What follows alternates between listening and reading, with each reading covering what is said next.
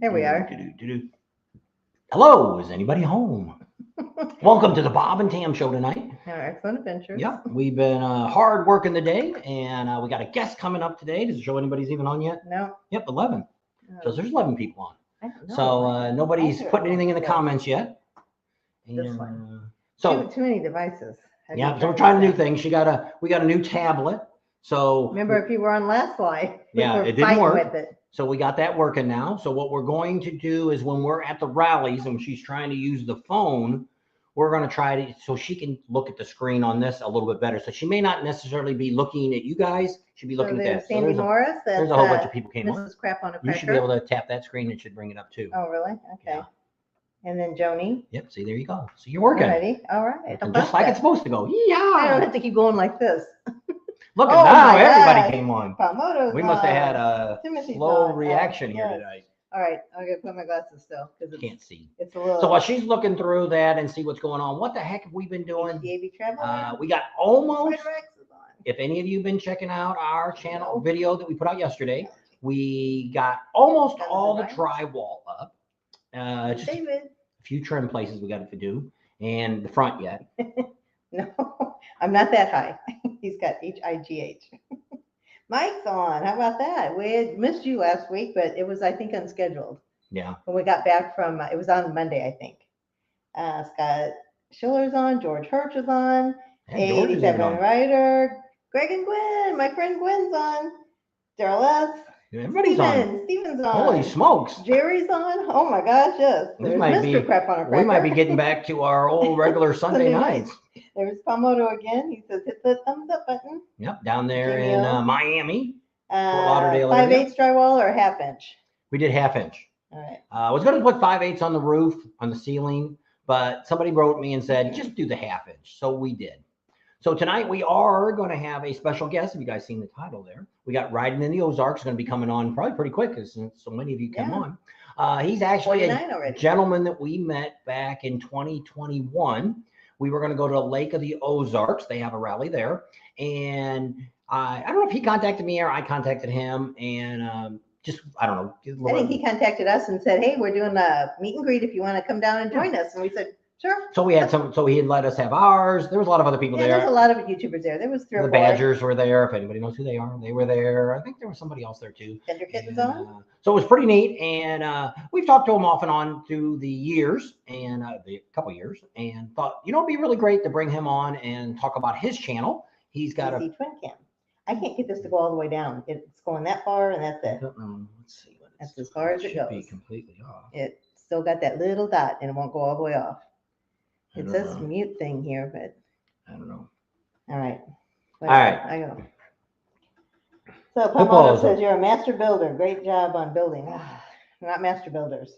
We're all jack of all trades, all of us that are trying to put the garage together. So what we brought out today, we got Jim and Ray. Big thanks to them guys. Yes. Big for helping us out today. They came out, and I'm not a drywall guy to start with. I put drywall up before. I've tried the mud. I'm not real good at it. Ray across the street's a little bit better. Well, actually, he's a lot better than me. And Jim's better than me. And I don't know who's better. We'll see when they start doing the mudding.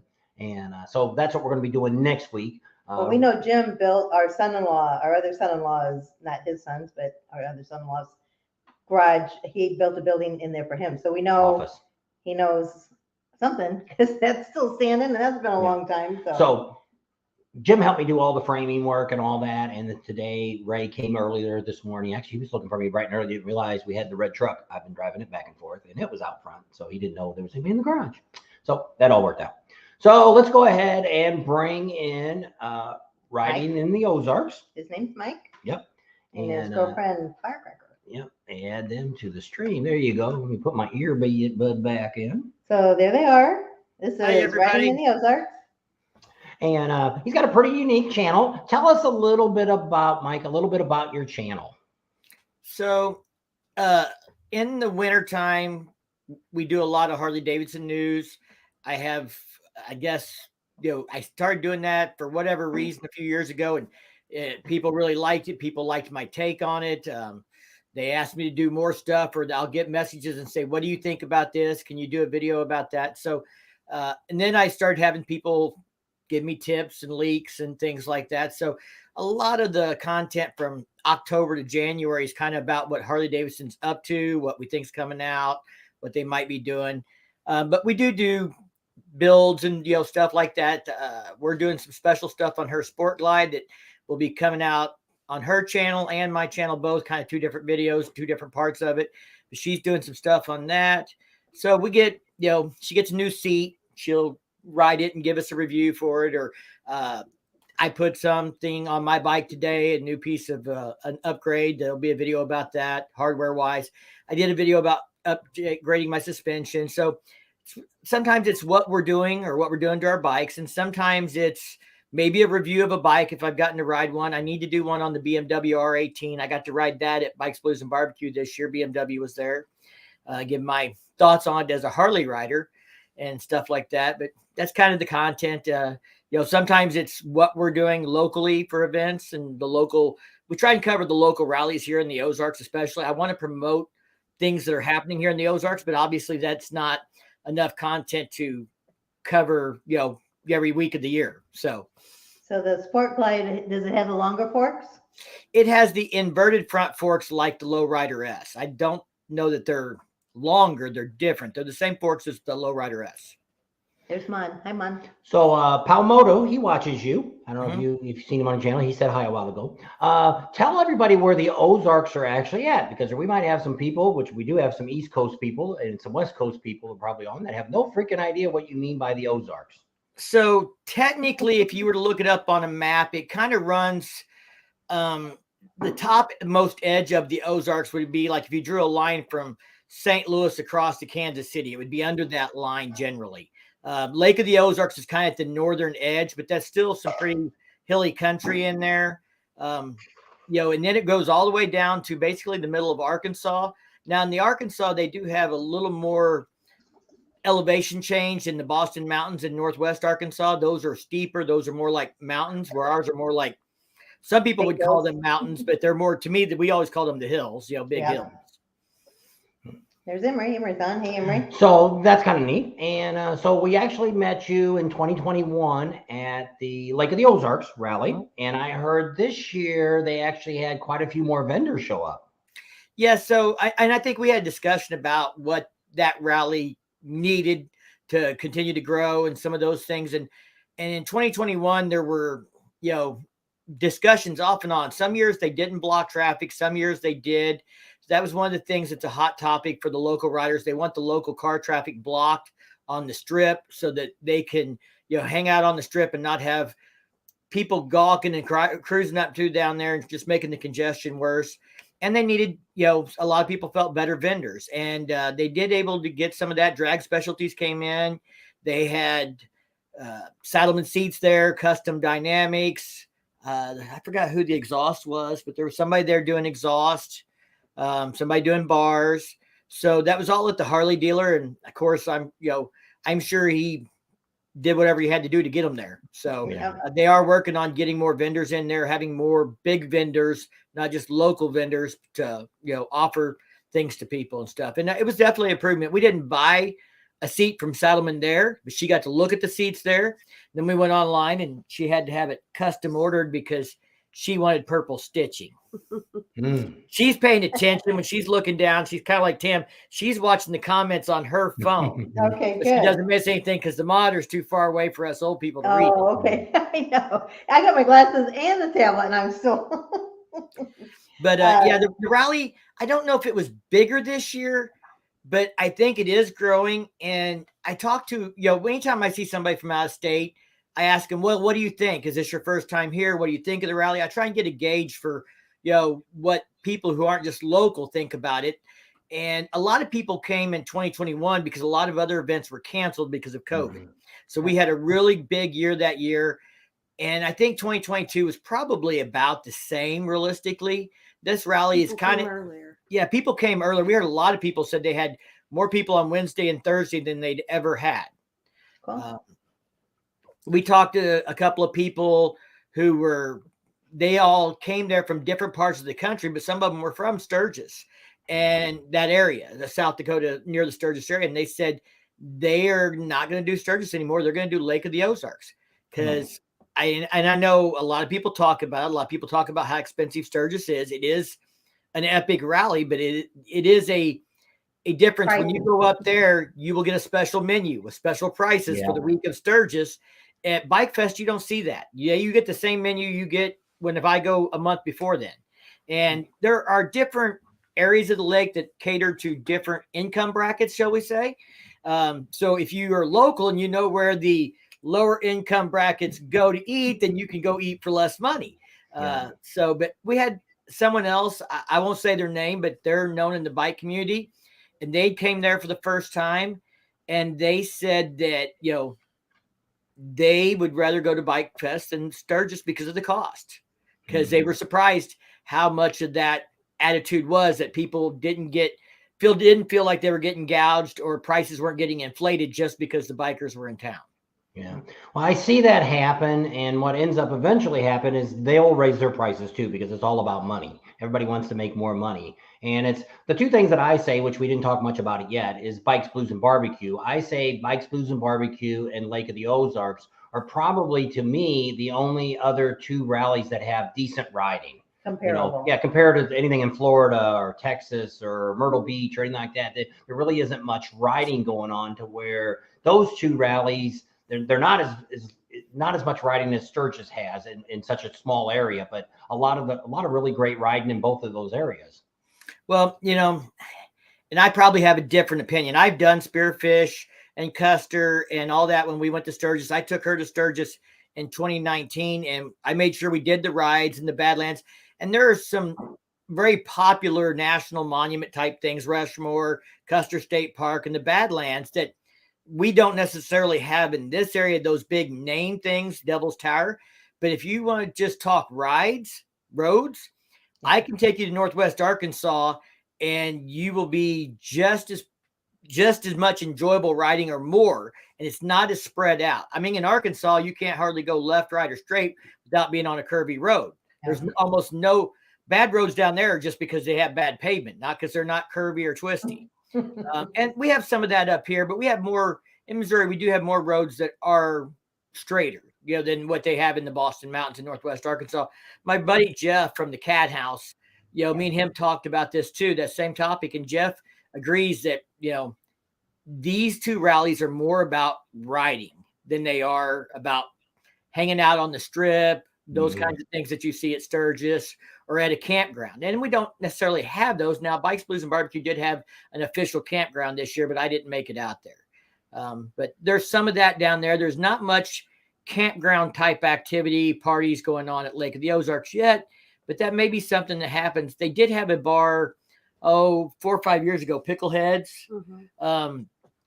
Jackal played there all the time. It was a little bit of a ride. You had to go across the toll bridge, and it was 10 or 12 miles out in the middle of nowhere, but that was kind of the nice thing about it. They'd have a concert, and they'd have the wet t-shirt contest where the t-shirt was optional and all that kind of stuff. But the problem with it was you didn't have a place to stay there. You couldn't camp. You had to leave when they left, and when you came out the road, you turned left or you turned right, one way or the other. And you were going to be on that road for a good 10 minutes. So if local law enforcement wanted to patrol it or come after people or try and set up traps, they could, but I never did see them do that. Yeah, because that's part of the problem that you see with some of the rallies like that is sometimes the police are a little too much. One of the problems that I see with just about the only reason I think Sturgis does so well compared to all the other rallies is because there's so many places to stay. So many places are only open during Sturgis and that's it. To where like you go down to Daytona, there's really only 2 campgrounds that actually really cater to the biker community that are only open during that time. And you go to someplace, well, it's like now we're trying to see about Panama City. There's nothing unless you want to go into a high-end campground, which like in a case like that, it's not $1,500 like you have in Sturgis, but they're still wanting $900 to stay there, which is kind of expensive for, like in our case, well, as I said, if you start doing this, trying to make a little bit of money, it doesn't even cover our expenses on some of the rallies like that. And I see that in some of the rallies. Yeah. So Ryder X, I think, asked about how crowded they are. I definitely would say at Bikes, Blues, and Barbecue on Friday and Saturday, it is going to impact the riding.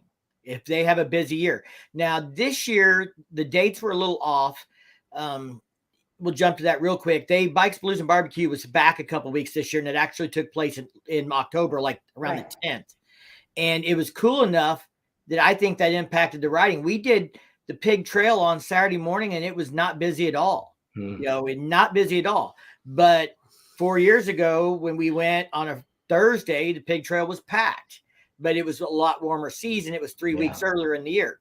But I don't feel that it's so packed it affects your riding. Yeah, I mean, I don't think it gets so packed. Like when we went to Sturgis and we did that one road, it was like you'd come to a dead stop and stuff like that. It doesn't get like that. Yeah, it doesn't get as bad as what we experienced at Sturgis.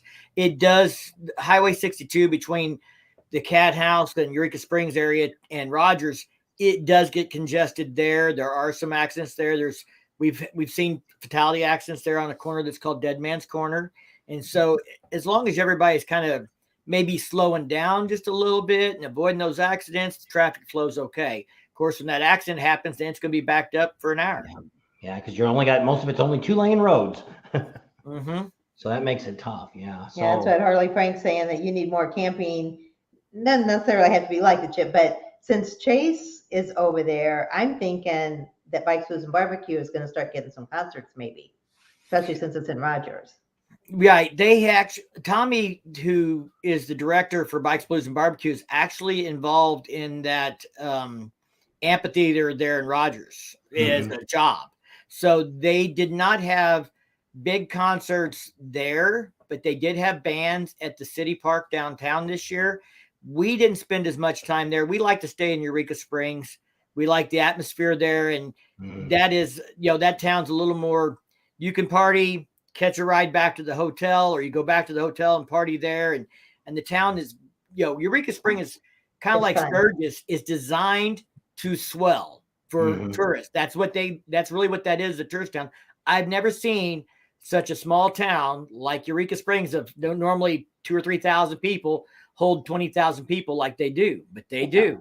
And they do it like every weekend in Eureka Springs is something different throughout the summer. They have Jeep conventions, they have Corvette conventions, they have all kinds of stuff going on. So it's not just the biker community that comes to town once a year for Eureka Springs. It's every weekend. It's some other kind of thing coming in there. Has the dealership ever got done with what they were going to do? They were supposed to make all that little village up there. The Pig Trail was going to go up there in Eureka Springs and do something. They have a small store up there. They don't sell bikes there or do maintenance there, but they do have that store in the corner, and they have been doing stuff at that lot. They've had vendors in there. They've had t-shirt like workshops teaching the girls how to cut their t-shirts up and show a little more skin, but not too much. Spring fling. Right. But they've been doing those kinds of things at events there and growing that. The Harley Davidson had demo rides out of the Eureka Springs location and the Rogers location this year. Because when we were there, they had told us that the Pig Trail had bought, well, that's their dealership there too, but they had bought that whole little shopping complex, and they were going to redo all of that. And yeah, they haven't. I think when we were there, they might have been working on it because you couldn't use the regular bathrooms, and it looked like they had some stuff there, but they didn't have anything done yet. So, but I think it's in the works. But they are like during the rallies using that space to promote as another little epicenter, putting vendors there. They had the stunt riders there at that parking lot this year and stuff like that. So they're trying to provide something to do at both spots. Their actual official campground for Bikes, Blues, and Barbecue this year was in Eureka Springs. It was they called the farm, I think was the name of it. Yeah, I don't remember. But, so they're working on it. The only thing, while we're talking about Bikes, Blues, and Barbecue, I'll just kind of mention it. The biggest problem I saw this year, and Tommy has already acknowledged it. He's come out right after the rally and said, hey, we know we need to do better here, was they have an area down in Rogers called the Bricks. And that's where they had supposed to have been more vendors and the barbecue contest and other things going on there, but they did not block off the streets to local traffic. So parking was difficult.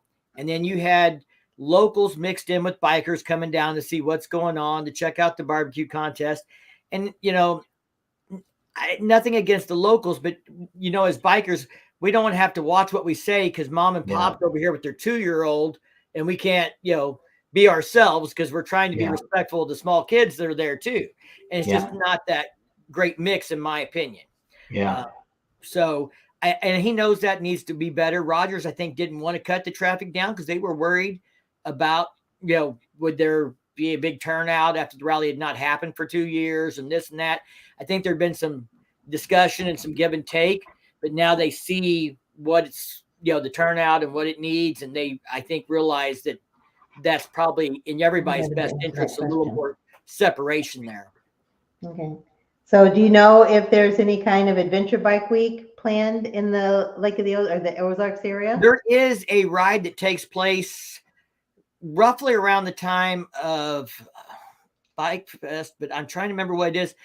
They do I think they ride from toward Washington, toward Lake of the Ozarks on gravel roads and trails. And it's like a 200-mile trip. And I don't remember if it's the same weekend or the weekend before or after, but it's not really a rally, but there is, an adventure aspect in the Ozarks that goes on there.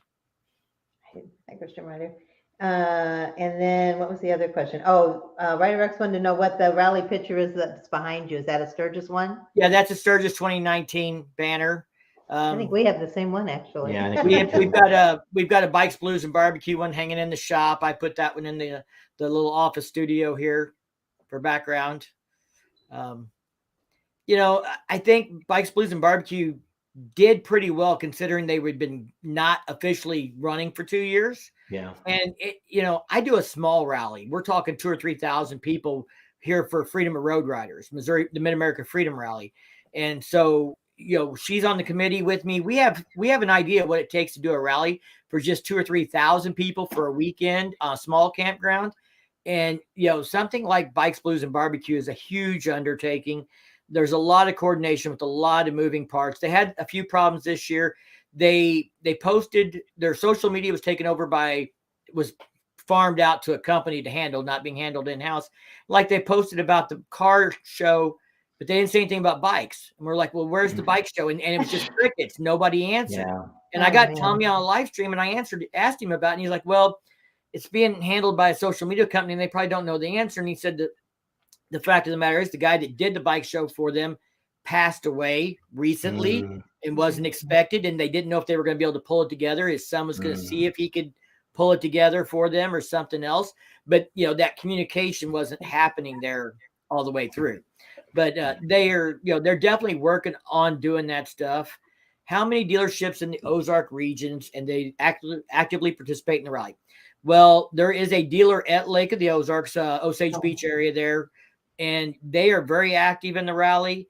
There is another one in Jefferson City who is 40 minutes away maybe or something. It's kind of on the route in, and they've been promoting little stuff at their dealership to stop by on your way in. But I would really say that's the only two Harley dealers that are involved in it because it's not anybody else's territory. And Harley's very big about territory, who can do what in what area.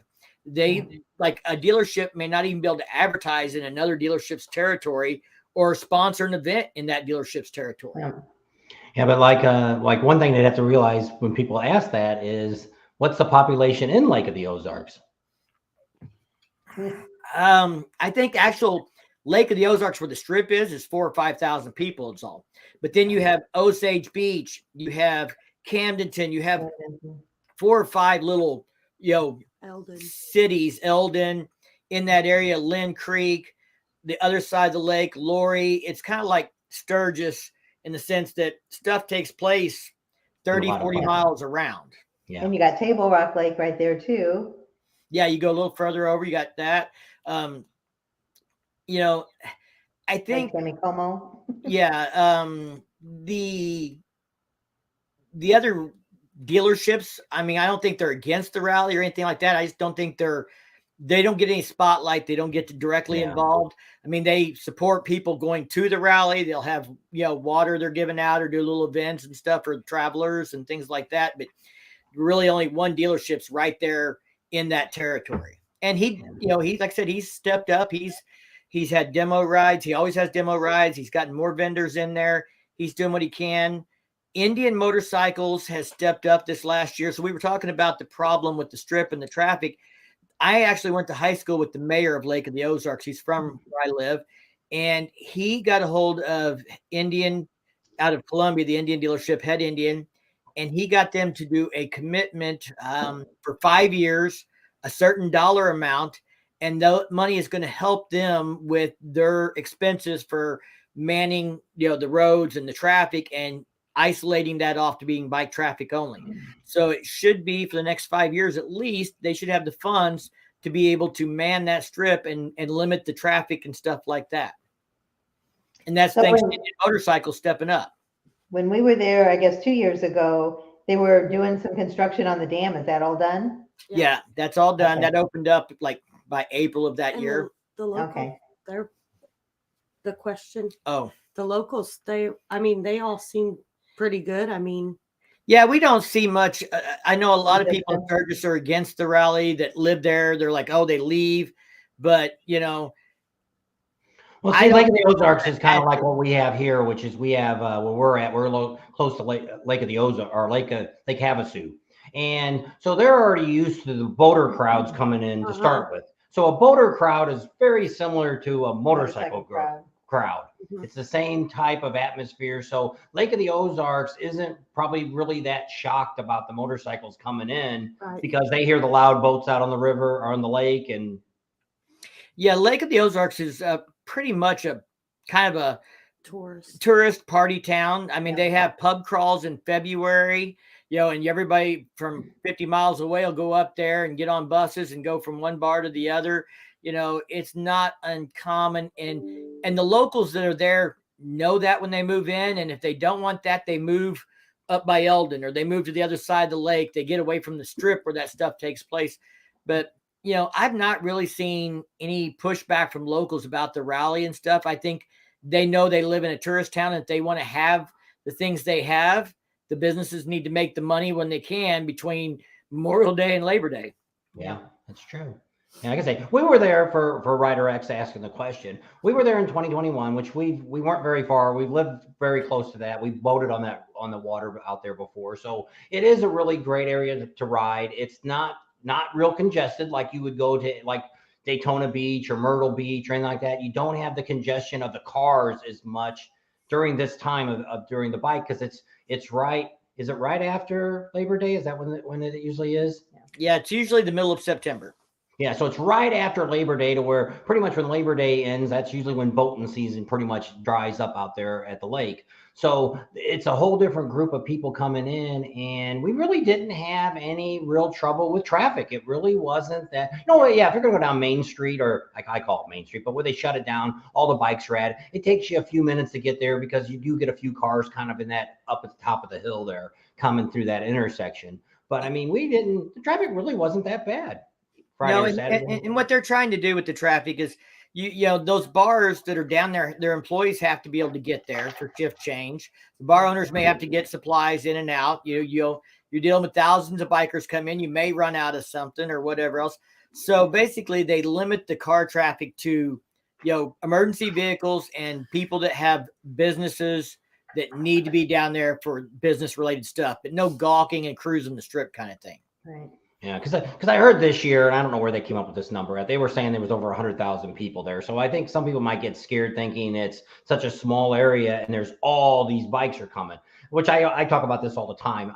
Every city makes up the numbers that are actually there. We were just on Las Vegas and they were quoting there was 400,000 people, which was way more than I've ever seen in Sturgis. But there was not even 400,000 people in a 8-block area on the strip because in the center it was still lined up with police cars, so they didn't have the full street to stand on. But I don't know. Do you think there was 100,000 people at Lake of the Ozarks this year? No, I think the problem, and I've looked at how like Sturgis does their traffic study.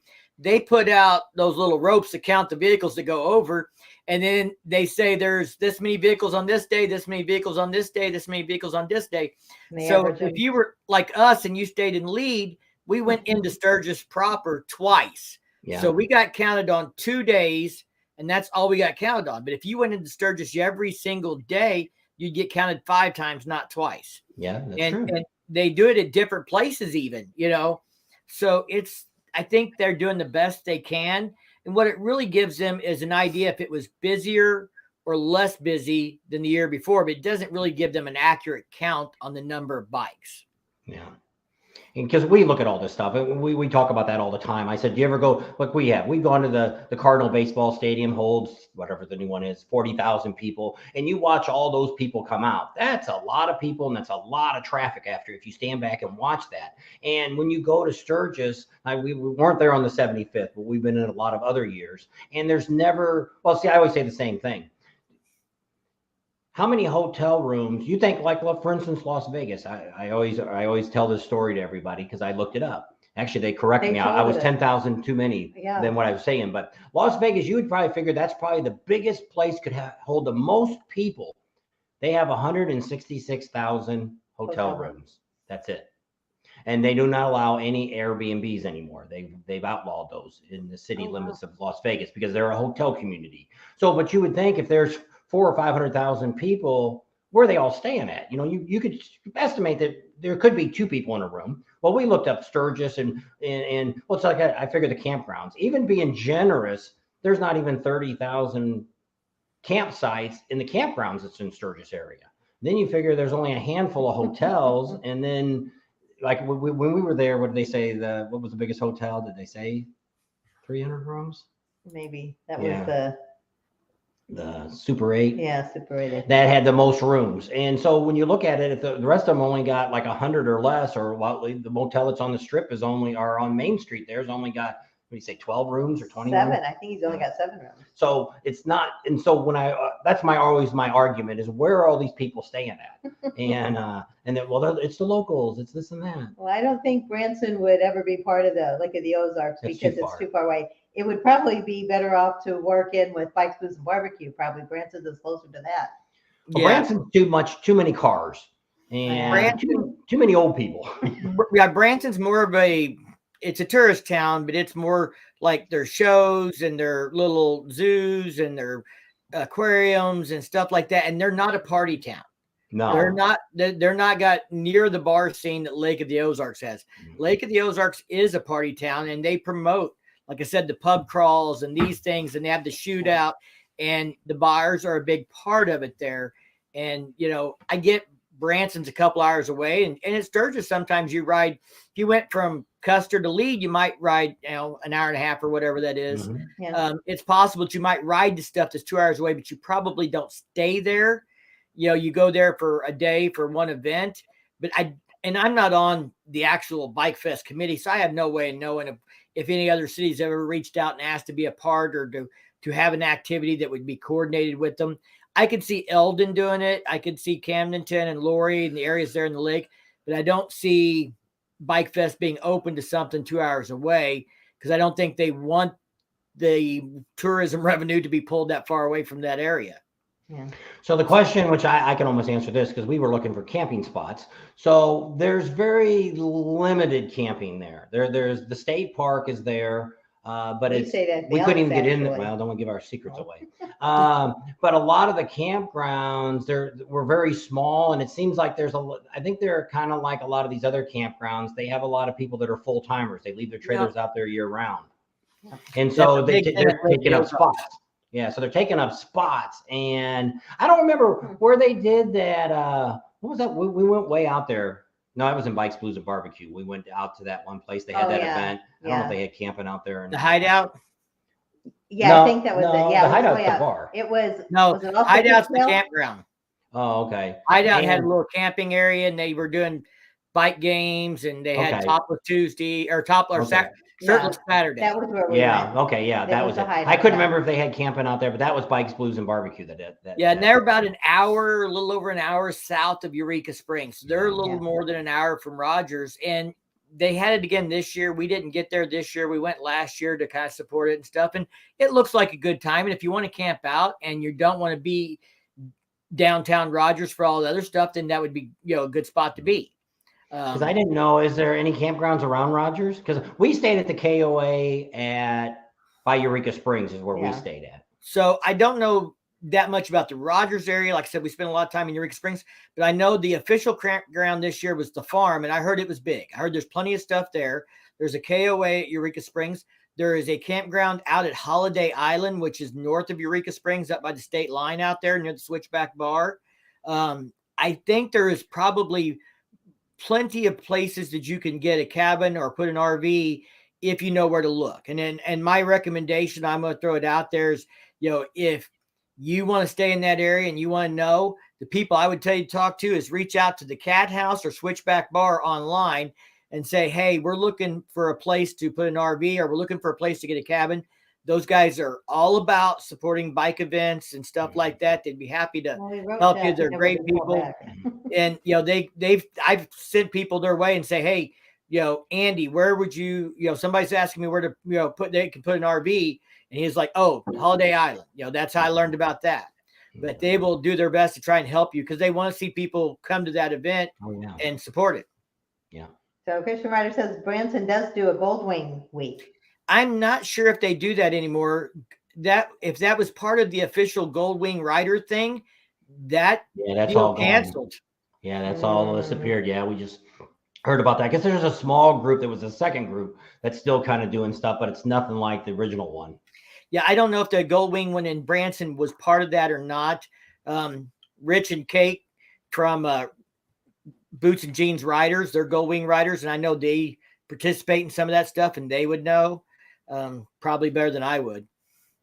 So if you know who they are, you can always reach out to them on social media to find out.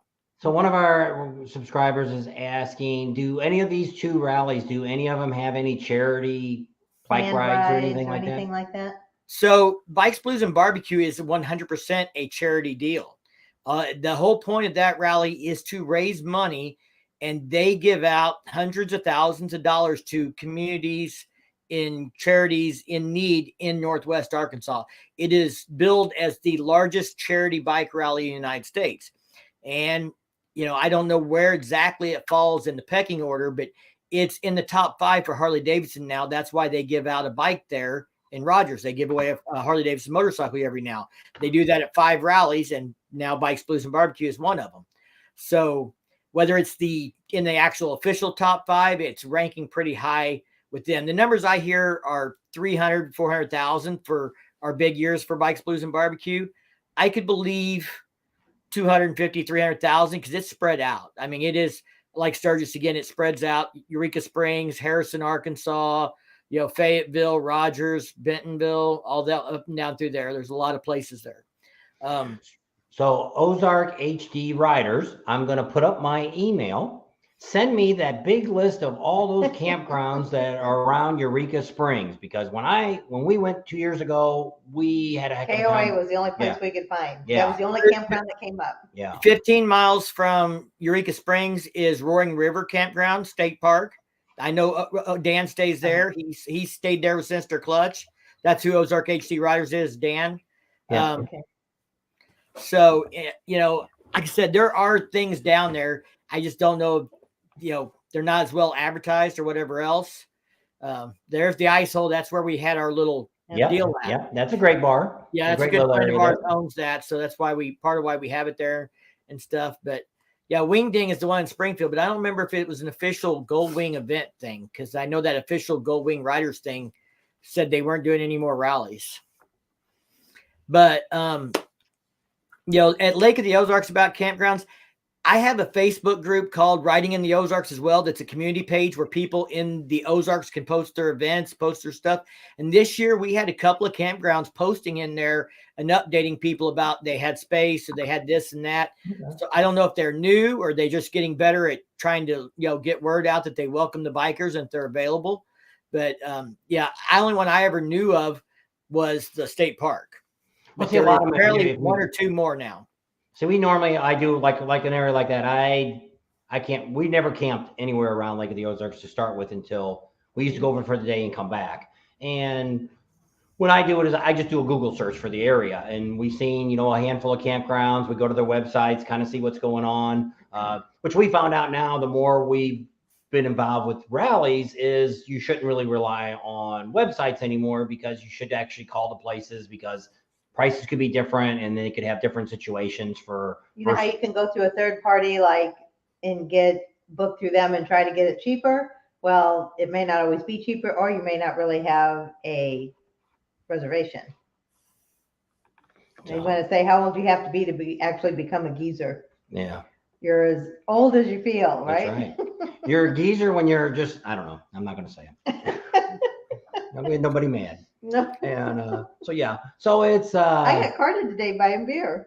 So was it, where was you at? I went to Mavericks. They on crack? You should have told him, no, I'm 16. You should have told him that. She bought beer for like one of the guys working for us. He wanted a liquid lunch. So I also seen, was it this year, the first year you, actually 2022, the first year you went to Adam Sandoval's? This was our second year there. We went there last year, and then we went there in 2021 and 2022. Okay.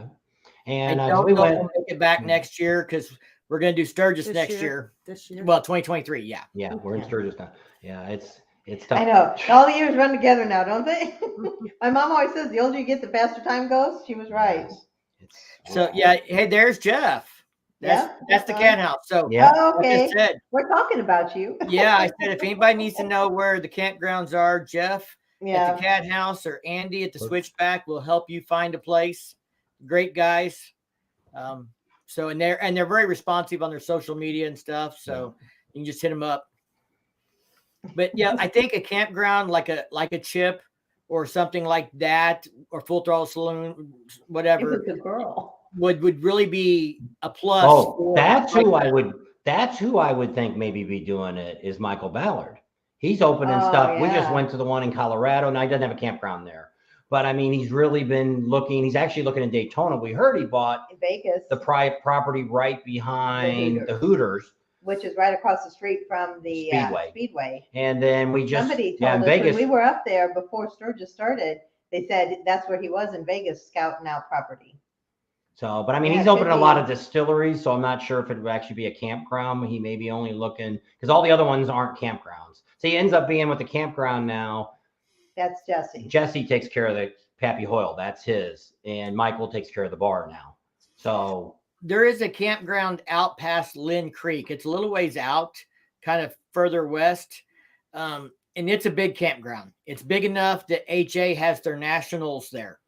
And when they come to town, they've done that a few times in Missouri. They don't do it every year, but I know there's a big campground out there and motorcycle related, oriented. HA has come to town, and it always makes the news when HA is having nationals in Missouri, but there's never been a problem. And the local law enforcement leaves them alone, but they come in, they stay on the campground all 3-4 days, whatever they're there, and then they leave. But yeah, there is a big campground out there, but it's, again, probably a 20 or 30 minute or more drive. I don't know exactly where it's at. We haven't been to it. But that's the thing with the lake. But it's as it's spreading out and getting bigger and there's more stuff to do everywhere, that won't become 20 minutes. That'll become 10 minutes from this other event. Yeah, that's true. So, right, so Rex, that sounds good. You can post it on our Facebook page and let us know when you find out. So give us the date. They already bought, I know they did for Bikes, Blues, and Barbecue. I think they've already posted their dates. Yeah, Bikefest actually posted their event dates like 1 week after they were done. And Bikes, Blues, and Barbecue has put their dates out. We already have them on the calendar. We've already got our reservations made. Okay, so what's the date's going to be for the two? Yeah, so Bikefest looks like 13th. The 13th. 13th of September through the 17th. Okay. And then and then the 20th through the 23rd will be Bikes, Blues, and Barbecue. 24th. And that, or 24th, and that's the way it used to always be, was Bikes, Blues, and Barbecue is 1 week after Bikefest. Yeah. And it was, theirs was always the third weekend. So usually Bikefest was the second weekend. Mm-hmm. So that's when they will be this year, right back to back. In the past, we had done, like a whole week vacation and just gone from one and, rode for a few days and then gone to the other. But with doing Sturgis, and Jeff mentioned Spring Fling in the chat, we do Spring Fling now and some other things. We are kind of carving those up and just making long weekends out of them.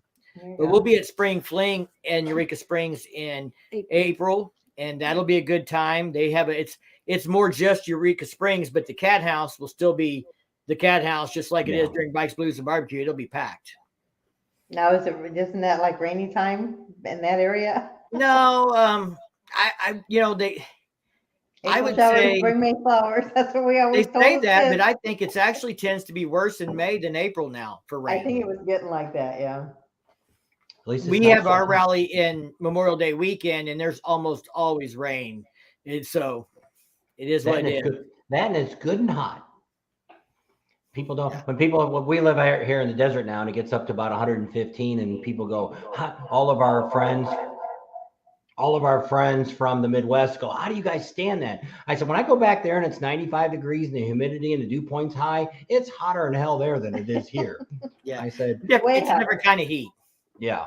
And it's one's a sweaty heat, and the other one's not a sweaty heat. That's probably One's like when you open the oven and that heat hits you, that's the kind of heat it is. It's just like, whew. Yeah. The Spring Fling is it the last weekend in April? She'll have that on her calendar also. She's my coordinator here. She keeps me on track. I got it down as I hear you. the 19th. The 19th. So it's kind of late April, and being further south, the weather's a little better there than it is here. But we had a really good time down there last year, and really enjoyed it. Our biggest thing though is we usually have a group of friends that go with us. So my favorite part about anything that we go do is just spending time with our friends away from home and just having a lot of fun with our friends. And we go see everything, but we can go back to the house that we rent and hang out with our friends and have a nice evening. And after we've been out for the whole day. So Jeff says 19th to the 23rd. Okay. All right. But yeah, it's you know, I like the rallies where you get to ride, you get to do stuff and stuff too. So I probably don't ride as much at Lake of the Ozarks or think about the riding as much for that rally because it's an hour away, hour and 20 minutes. I can go do that any weekend. Mm-hmm. I rode all those roads all my life. Northwest Arkansas is still a little newer to me, a little more. I've rode parts of it and stuff, but it's not that I ride them multiple times a year like I do the lake. We go to the lake probably once a month in the summer for something. So we get pretty used to those roads. Yeah. Firecracker and Ray Smith are all the party you need. There you go. So Ray's a friend of ours. Ray's she's kind of a unique lady rider. She started losing her hearing when she was a child. She has a colloquial ear now, but she's like 90% deaf, but she learned to ride here 4 or 5 years ago, learned to ride her own, married to a friend of ours. That's how we met her. They started dating and stuff. She's now got rheumatoid arthritis in her hands and she's struggling with that and stuff. But, you know, I mean, you don't see a lot of lady riders that are deaf, hearing impaired stuff and that you're learning that late in life and she just loves it, you know. I wonder if that when we camped at Adam Sandoval's, I don't know if it was a Stubborn American or when we went to break the record, but remember the one girl that she was tenting behind us and she was deaf. I don't remember. I remember her. Ray. She's not been there yet. She did get to meet Adam at the cat house and stuff. We introduced her. All righty. But yeah, you know, and Lake of the Ozarks, we were talking about the Lake of the Ozarks rally. I'd probably be remiss if I didn't let people know they have another rally they're starting up and it's in early May and it's called the Ozark Rides Rally. And somebody commented earlier about like toured rides or guided rides. Yeah. During Bike Fest, there is a veterans ride thing they do to raise money for veterans out of the Camdenton area. But that's kind of the only organized ride I really know during Bike Fest. But during the Ozark Rides Rally, they have 5 or 6 routes and they do guided rides all day long from the Ozark Harley Davidson dealership on Saturday. And this year we're working on, it's May 12th to the 14th. We're working on maybe me leading one of the guided rides. I get people all the time say, oh, I'd like to ride with you, or I would like, you know, this or that. So there may be an opportunity that they can sign up for a specific ride and it'll be led by Riding in the Ozarks. Here you go. That's always fun. That's something I'm working on with them and trying to help them promote that event. They're trying to grow that event. There's going to be some announcements about that, but I don't think I can talk about them yet. I don't have all the details. They're still working on it. They haven't announced it, so I'm not going to let the cat out of the bag. But they're doing some things to try and grow that event, make more for people to see and do when they come there and to draw a crowd and give them more reasons to come to the event. So If they get that rally off the ground, then we'll have a May rally and a September rally at Lake of the Ozarks. that'd be cool. So Dennis Spiger says, Mike, I'm looking forward to seeing you in St. Louis in February. So I guess what you're going to. That's that you were bike telling show, us cycle about. showcase. Yeah.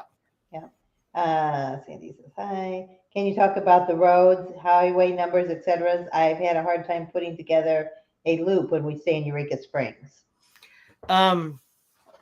So there are some websites, and I'm working actually on a website where, and it'll just be over time as I do them, but I'm going to actually start, if I do a particular ride or a loop, I'm going to film that, but I'm going to put it on a website. So it's easy for people to find that, because sometimes it gets lost in your YouTube channel when you have 400, videos or whatever. Right. But I like, depending on where you're staying, there's a loop where you go through Roaring River and you go north and you come across Flat Creek area. Isn't that where the chicken is? Flat Creek Restaurant. I don't remember. And you come back across into Kimberling City, and I can't remember all the names, but I could draw somebody a map and send it to them. But it's a really good route. And then there's a really great road south out of Forsyth where you cross Peel's Ferry and you go down in toward Harrison and stuff.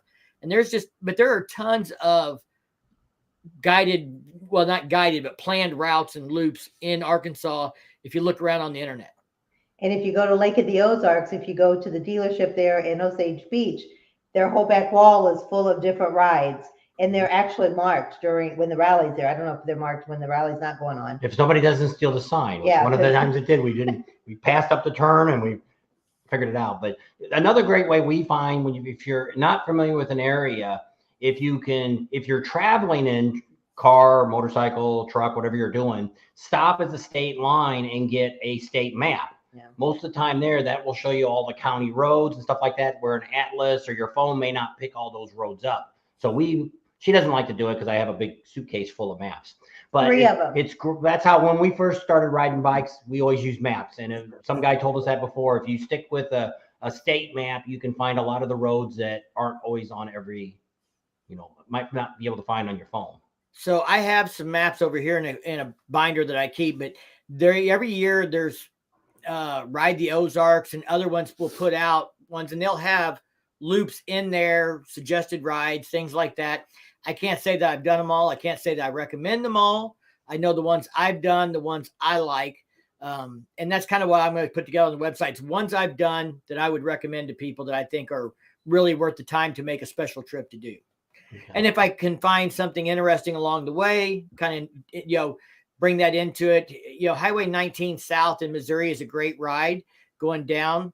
And there's all kinds of beautiful springs, Greer Springs, Alley Springs, places like that to go and stop at and stuff. So we went a few years ago. I did a video. We rode down to Mammoth Springs at the end of 63.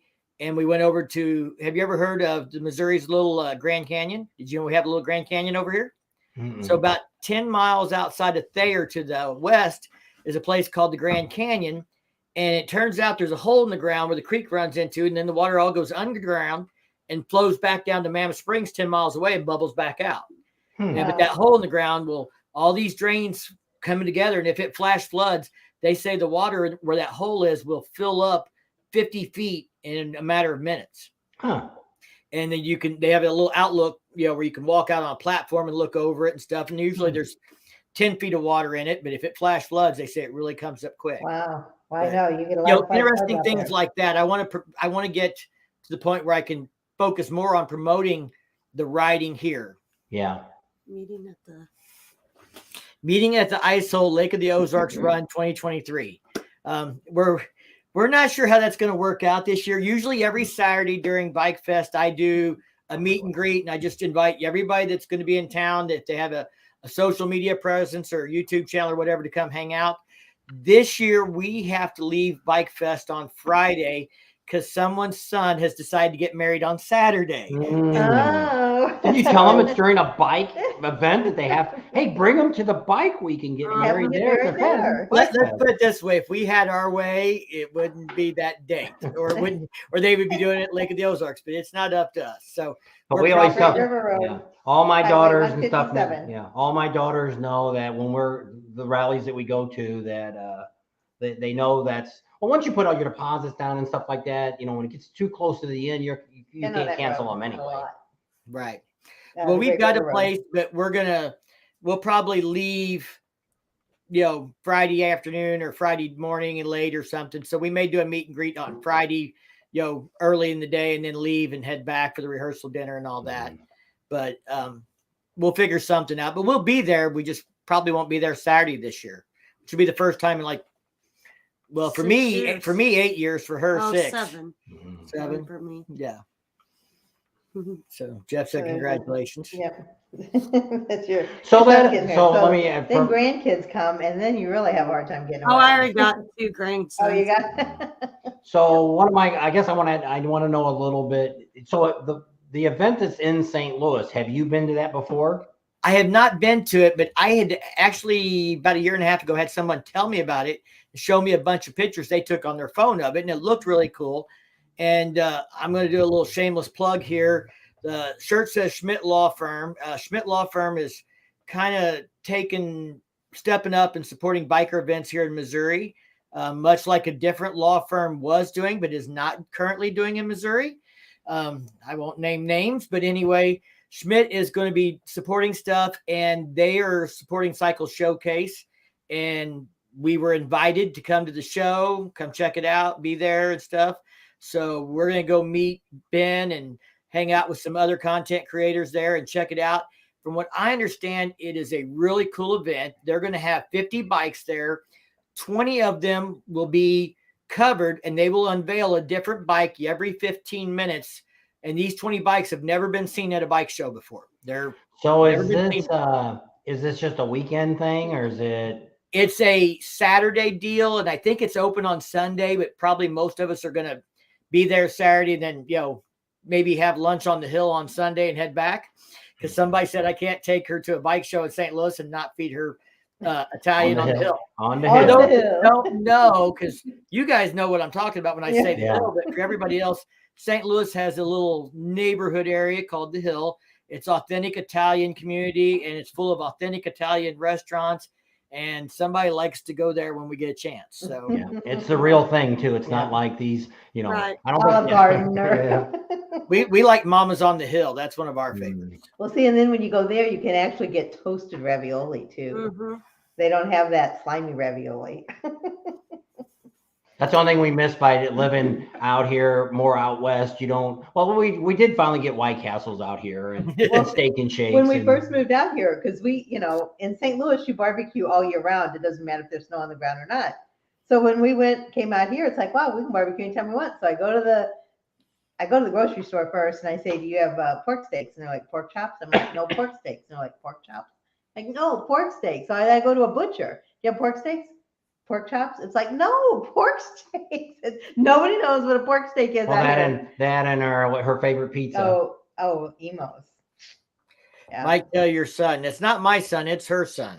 I don't have any. Somebody said, Mike, tell your son Reverend Bob is available at reasonable rate. Yeah. But it's her son, not my son. And it's really her future daughter-in-law is probably the driving force of that situation. Yeah, you can bring them to Sturgis. We're going to make a big announcement about doing some free weddings in Sturgis. Oh, Save money. And we can even get you to have a live big name band as your rehearsal dinner. He will eat barbecue, any kind of barbecue. Yeah. Oh, So somebody's asking it's about right barbecue. or Well, the difference all is, you eat is hamburger. well, the difference here is too, when we moved out to California, people said we barbecue. We're like, Oh, hey, yeah. we're over. They're like, you want to come over for barbecue? And We're so like, sure. they pull up, I go out to look in the grill, and it's freaking steaks. I said, dude, that's grilling. That's not barbecue. That's it. Barbecue. You pour the barbecue sauce on it. And then you go to all these restaurants farther down South Florida and stuff, and they give you a ketchup bottle with your barbecue sauce in it. Here, it's And it's smoked like- meat, and then you pour your own barbecue sauce. It's I'm like you like, gotta cook no. it with the barbecue Yeah. sauce. Anyway, I lived in Memphis for 2 years, so I got some of the best barbecue in the United States. Have you ever been to the Shed? I don't know if in I've been to the Mississippi? Shed, but It's- I've it's been in- to it's Rendezvous. I've been yeah, to the that's- original Corky's. This is in Mississippi, and it's on Highway 10. What exit is it? 57. It probably is the best barbecue I've ate in the last 20 years.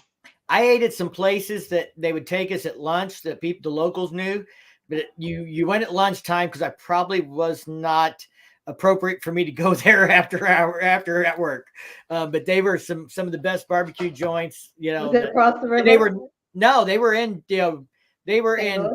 in parts of Memphis. Oh. When I lived in Memphis, but they were in parts of Memphis that, you know, you probably in didn't St. Louis, venture for there if you sure. weren't living in that neighborhood otherwise. But I used to do during the day was we used to go up when we lived in Belleville, we'd go down to East St. Louis.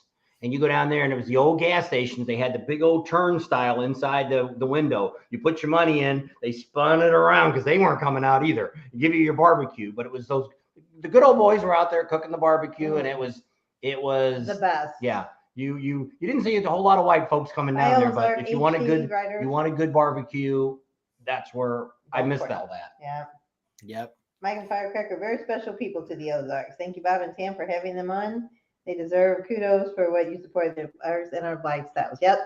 When we met them a couple years ago, it's like, and we watch them, don't get to watch YouTube as much as we used to, but yeah, he's got a lot of good stuff that he puts up. And when it's not rally season, he found a niche there about talking all about Harley and their upcoming things and new bikes. Yeah. So all of our subscribers, if you're not watching Riding in the Ozarks, you need to check them out, subscribe to their channel. And once in a while I get some pretty good tips. I actually found the part number for the Pan American 975 and put a video out before it was leaked to motorcycle.com. I found out why Harley shut down the plant before anybody else and did a video on it. And then a week later, the CEO had acknowledged that that's why they shut the plant down. So, and it's not like I just have a magic ball I look in. People tell me things or give me information, you know, otherwise I wouldn't have that, but they trust that I'll present it. The way I look at it is it's a compliment because they trust I'll present it in a good way. You know, I don't try and sensationalize it. I try and give the facts. Maybe at the end I give my opinion or my thoughts on it, but I try to be, you know, fair and maybe look at things from both sides of the coin sometimes when there is a conflict or debate about it. Yeah. Well, also you do the one thing too, that is which we do. You don't give out your sources because most of the stuff that we do here from our Harley dealers or whoever you get your information from, they would cut them off if they found out they were leaking information. I don't really get information from dealerships. At least if I'm getting it from dealerships, they don't tell me they're work at a dealership or anything else, but I've gotten some pretty good sources. Cool place to visit is Shady Jack's at a motorcycle gathering located in St. Louis, not far from the Dome. Yeah, Shady Jack's is no more though. They're closed. You guys haven't heard. Jack's, I think his health is kind of deteriorated, and they closed here a few months ago, and the place is for sale. Yeah, St. Louis isn't like what it used to be. What's your opinion on the only being a Road King special 2020? Well, that's all that's on the website for now. And I did a video about this, kind of, you know, talking about my thoughts on it and stuff. I think there is a high likelihood that they will do a Road King anniversary edition or a Road King CVO only this year. A lot of people, including myself, thought they weren't going to do 107s based on all the things we were hearing. And then the Softail standard came back out with the 107, and the standard road glide and street glide still have the 107. So the 107's not dead. So they could do a 107 Road King still, but you know, it's kind of like they pick a different bike every year to bring the 114 to, you know, so one year it's this. Last year, the Heritage only came in a 114. The year before that, it came in a 107 and a 114.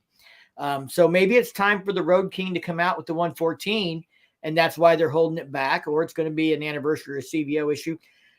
I have a hard time believing that they're not going to have a Road King at all, the classic styling kind of one, not the special, because there's so much outrage over it. And I do see a lot of people riding that bike, and I see that bike selling a lot. You know, there are some bikes I never see in a dealership, you know, and I never see anybody riding them, but the Road King is not one of them.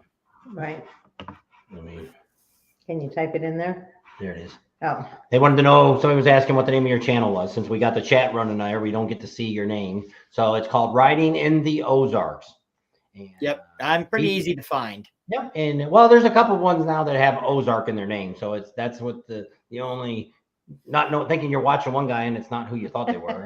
And I've got the YouTube tag and handle thing. So if you do, at Riding in the Ozarks on YouTube, you should find my channel. Oh, okay. That's good. That's good. Because I know that's what gets tricky. That's what we changed ours to where I just gotta At Bob and Tam's. Yeah, at Bob and Tam's, that instead of having all the other stuff, if somebody wants to search it, but I was able to. I kind of like that they did that now. That YouTube gave everybody. If you got there really quick, you got a hashtag pretty quick. Yeah. Okay, so we can go back there. So they were putting your name down for you.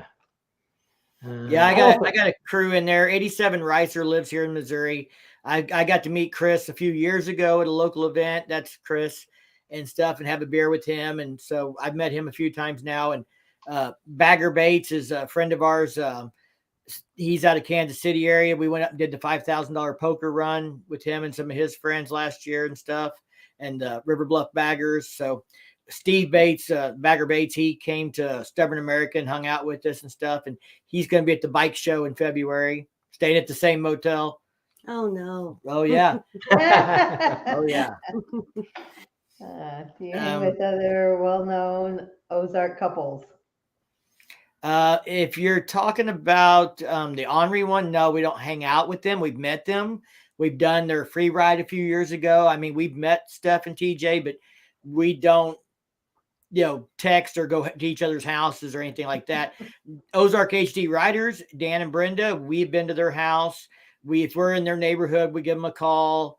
Sometimes we just call to catch up and chat. We're friendly. And, when we go to an event, we make sure we know each other's where we're staying, if they want to stay at the same hotel or the same spot and that kind of thing. So probably here in the Ozarks, the only other social media people, particularly that we do much with, is Ozark HD Riders, and Witchcraft Cycle Works is just kind of getting started. They don't have a YouTube channel, but they're friends of ours and they're on Facebook.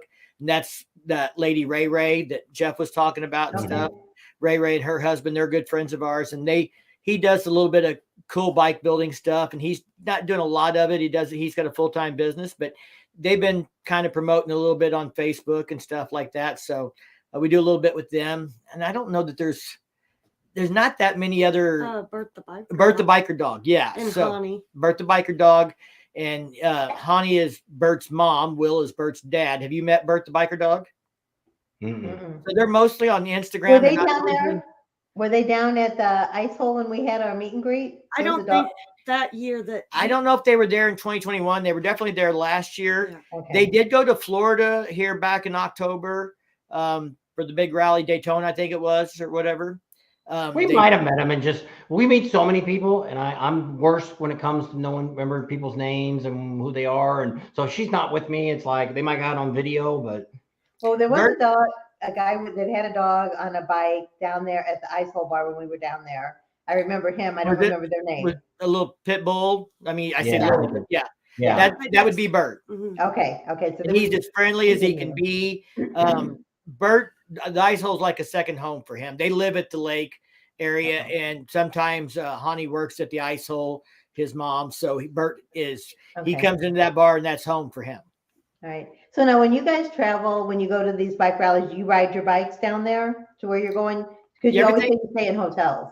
We stay in hotels sometimes, like Stubborn America, of course, we can't camp there. We usually stay in hotels or B&Bs, Airbnbs, that kind of thing. Airbnbs. We rent houses. Well, that's not Airbnbs. Well, same thing. VRBO. That's really different. Yeah. But we usually have groups that go with us. So we try to find a place that everybody can get rooms at. But like at Bikefest, we always rent a house. It's almost cheaper. If you have a group of you going, it's cheaper to rent a house than it is a motel room. She's the coordinator here. She finds the houses. But I mean, last year we rented a 4-bedroom or something. 4-bedroom. And it was like less than $100 a person a night. You can't get a motel for that. And we had a whole house, a kitchen, deck, barbecue grill, all that stuff. It's nice. Ryder X trying to be funny. I know. The ice hole. The ice hole is a really good bar. If you I know, but he's trying to make it. He's trying to make it a sexual. He said, "I'm cursing." Calling somebody an ice hole.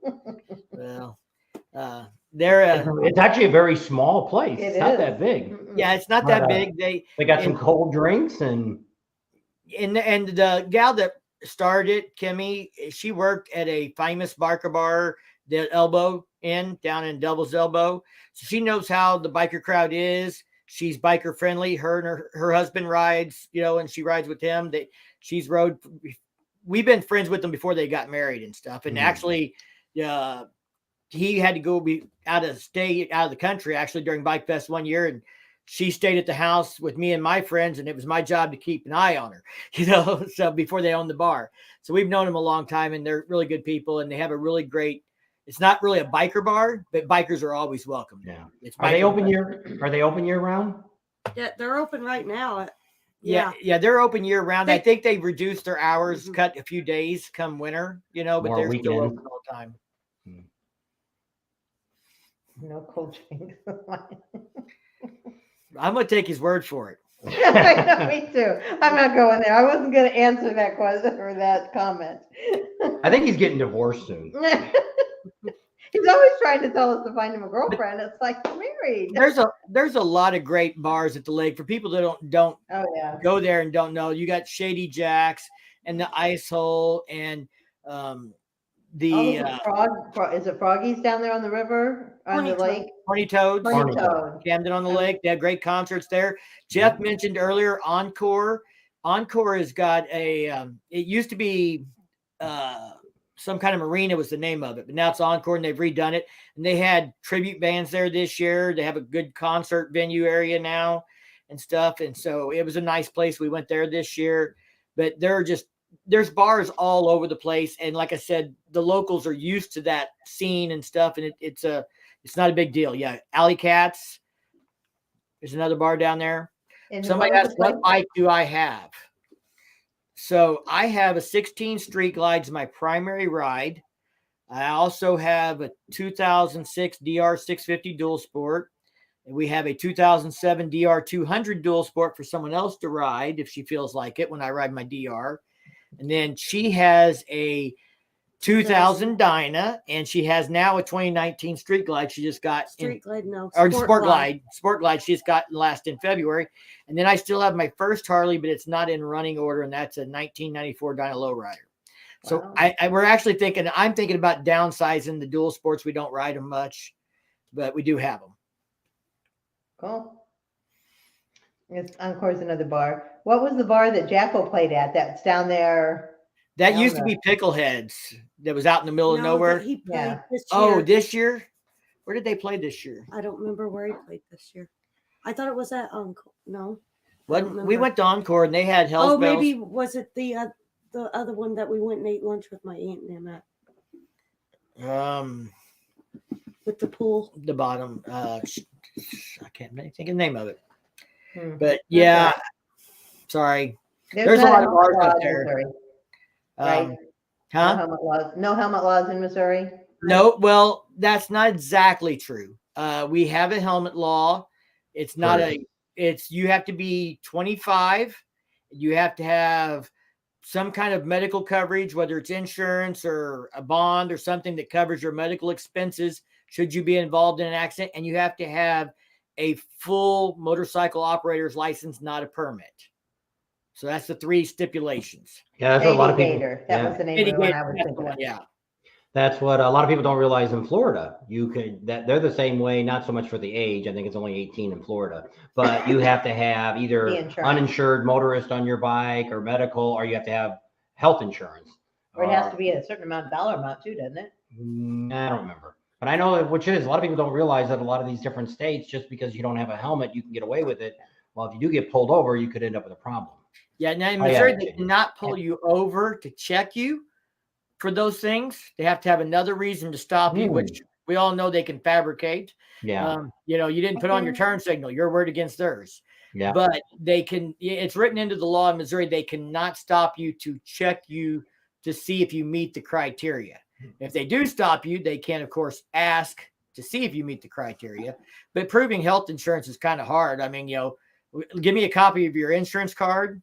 And you're going to call the 800 number on the back. See if it's still valid. Do I still work there? All that. So. Yeah. Lazy Gators, Shady Gators. I don't remember what it was, but it was Wasn't it? Didn't they have two different names? They were right next to each other. There's But Shady Gators. There's Backwater Jacks. There's Captain Ron's. There's bars like I said, all over what's that there. one that had the big swimming pool on the side? It had like the pinup girl on the. I don't remember where That that was was. Shady Gators is the one where you drove in and you the went swimming down. pool was on the left. Yeah. You went down to it, and And then then- on the right, and then the other one is the bar that's right next door to it, and it's kind of a fancy restaurant That's inside. Horny That Toads. yeah, so that's Okay. that's Shady Gators and Camden on the Lake. Camden on the Lake used to be called Horny Toads. Backwater Jacks is back up off the strip, more toward in the Camdenton Osage Beach area. Well, Camden on the Lake is actually the name of the motel. The bar they have is called Horny Horny Toads. Toads. Okay. Okay. The bar and restaurant. Yeah, because Shady Gators is. I guess we talked to that guy. The guy. He's that- across Red, the- Redhead. That's when I was. He's thinking right of. across the cove. Shady Gators across the cove from Horny Toads. Yeah. Horny Toads has a little vendor village during Bike Fest down Yeah. there and some stuff. That one place we went to eat at, it had a pool on the side of it, and then the restaurant was kind of fancy. He says it's Redhead. Remember, we ate a pizza in there. It was kind of all Oh glass. yeah, that's right. Because when you first came down the hill, you could see in the pool it was glass. Yeah, And then the restaurant was there, and I guess I think that's the name of it. because it looked Redhead. like you Could we- jump in the pool. yeah. Everything at the lake is just down the hill because it's Yeah. all Down the You hill. all see, because that's where you have to get to the lake. Is you That's have to when go down the that's when the hill. Corps of Engineers just kept pushing it down in the hole. yeah. But what's the outside? The outside of the Lake of the Ozarks is considered the largest lake in the United States, isn't it? So they have more shoreline than the state of California. That's There you the record or whatever. Because of you all quote the about coves. Yeah. because of all If the you look- coasts, because it's all hilly. So every little crevice fills up with water, and you've got all these little coves. And if you measured it out by the inch, all around all the coves, and it is a big lake, It and is. people don't realize how how far it stretches, but it is got more shoreline than the state of California, according to everything that they say. I've never. We usually just pulled out of the. Well, I guess we went in Osage Beach where we used to drop the boat in. Yeah. Dropped it in there, and we didn't go very far. Well, first we used to go to Party Cove, but now they say it's not like it used to be. I wouldn't know. I've never got to really go hang out at Party Cove. Nobody invited anybody. Yeah. This was back in the.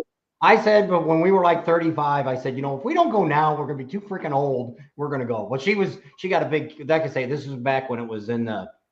It was, I think it's a state-owned the property back there, and it was like a mile in the cove. And when we first pulled in there, we got there like on a Friday afternoon, really early. And here's all these big houseboats, and here's all these big old fat men hosing off the top of their decks. Naked. I said, there you go. There's all your I said, naked give it people. time. Well, to show you how old this is, I've got a tape when we were there on VHS because I had the big old camcorder on my shoulder. And so, yeah, it was, there was probably 5,000 boats when we were there. Yeah. There was a lot. It was, Over It- 900 miles yeah. of shoreline. Yeah. it was, yeah. And then so I kind of looked the other day on something about it. 'Cause I think I'm on Lake of the Ozarks Facebook page or something. And somebody was asking, is that the way, has it changed? And they said, oh yeah, it's nothing like it used to be. But, yeah, nothing like it used to be doesn't mean it's not still a good time. It's just not Yeah. as nearly as big. Not a as good wild. time. Might Yeah. not be as wild. said it's- Nothing Buddy seems to swears be as he wild started as it Party was in Cove. the 80s. If your buddy started Party Cove, he had to be pretty damn old now. Well, I mean, he could have been a 20-year-old. Yeah, but it probably started back in the 60s. I don't know when it But, started. When I talking grew up, I about- heard about it. Starting events and you guys having, history in the St. Louis area, you know what the Rat Run is. Yeah. Do you know who the guy who started the Rat Run? Mm-mm. You know what the original name of it was? Mm-mm. The Gas and Go, and it was started by Joe Sparrow. Oh. Joe works for J&P Cycles. He goes to Rally still. He does the Cannonball Run, I think works that and stuff. He winters in St. Louis, I think, with his sister and stuff, but he pretty much kind of lives on the road in the summer and stuff. But Joe used to work at Burbus Valley at one time, and he worked at another bike shop, Donaldson's or somewhere. I don't know. I met Joe at Sturgis in 2019. We have mutual friends that told me to go meet him and say hi and tell him who I was, who our mutual friends were and stuff. But Joe's a really interesting guy if you ever get a chance to meet him. Okay. He's on Instagram and he takes pictures. It's under the Wandering Sparrow or something like that. He's like these guys like Scooter Tramp, Scotty and that, they know Joe, they'll tell you like he's a hell of a mechanic. He fixes bikes on the side of the road because that's how he lives, just like they do and stuff. But Joe started the deal with like he traded some guy for some beat up bike or something because the guy needed money to get down the road. And then they made this bet and they like filled the gas tank up and then taped over it. And he was supposed to ride it on this route until it broke down or he ran out of gas. And the way it got called the rat run was because one year he took a live rat in a cage on the run. Jeez. And at some point they thought the rat died because everybody kept blowing smoke in the cage, and he left it at some bar. And they called him a couple days later and said, "Hey, come get your rat," because it didn't die. So I've got a video about it. It's a really interesting story. I kind of tried to document the history of it because I think it's one of those important events that it's been around so long now. People don't know how it got started, and it's really colorful. The history of it and the time period and things like that. He's 63 and his parents have a cabin near the 14-mile cove. Maybe you'll meet him and he'll tell you the story. Okay, that sounds pretty cool. Yeah, we love JP Cycles. Yeah, JP Cycles is great. Yeah, Joe's like friends with the guy that started it. They've known each other that long.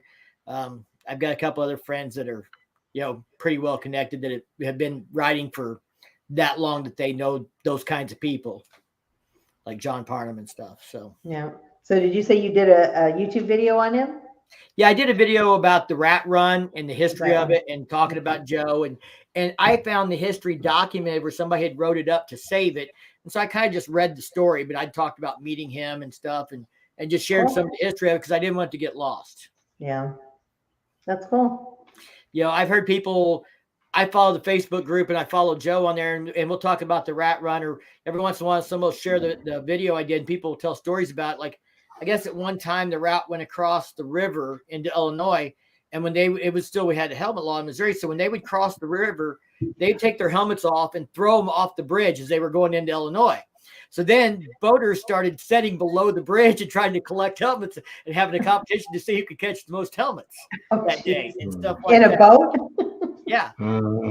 Well, you mentioned Bourbon Valley. Actually, my very first motorcycle back in 1974, where I got my Honda there. And we actually went when we were in St. Louis, I don't know, a year or so ago. I'm like, let's go back there. There's a Harley dealer there. They're not there no more. No, but somebody has bought the building or rented it. And I think there's like a motorcycle museum or something going in there. They were talking about the other day. Because it's in Union now, isn't it? Union, Missouri? Yeah, well, it's not really in the city limits of Union. It's Valley Park, or out past Valley Park. It's where you make the turn right to go toward Washington. Well, it's back where it's the road you used to take the old Diamond truck stop. Yeah.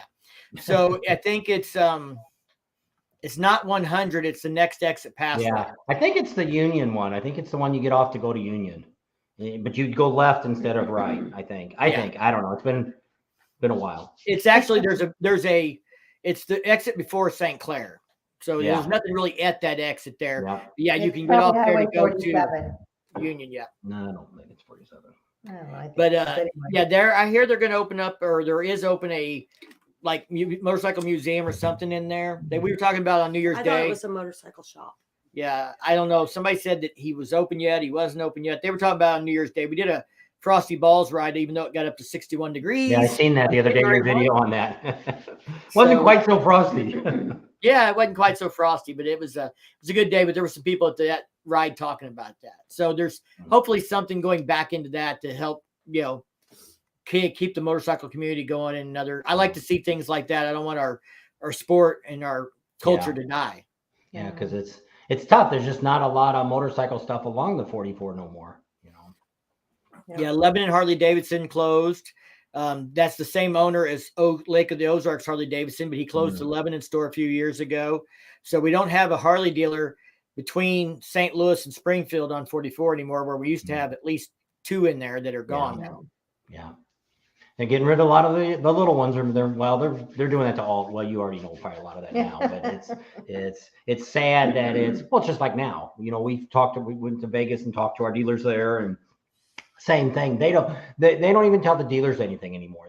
They all know the colors. They kind of have, some of them are starting to trickle in the older models with the new colors. But other than that, they have no, because I said, well, what models are going to have the 120? He says, I can tell you which ones I think they're going to be, but they won't tell us.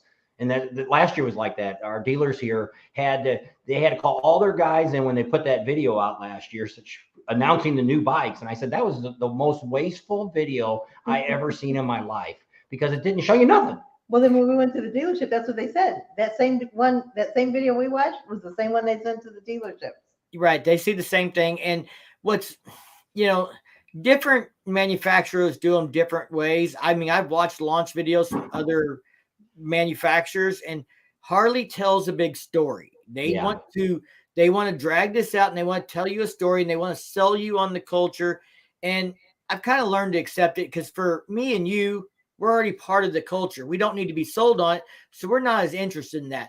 But we do want them to bring new riders in. And that's part of what they're doing is, some people agree or don't agree, but they are trying to sell that culture.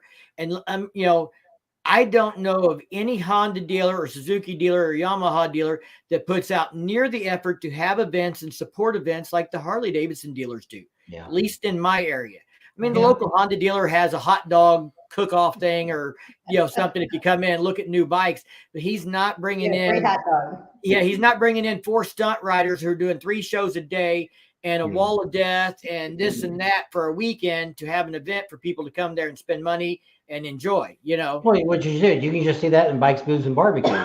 You see the Indian dealer, he's got some stuff going on out front. The Pig Trail's got their stuff going on, but when you go by the Honda shop, they got their bikes sitting out there, but I don't think they even had a food truck sitting out there.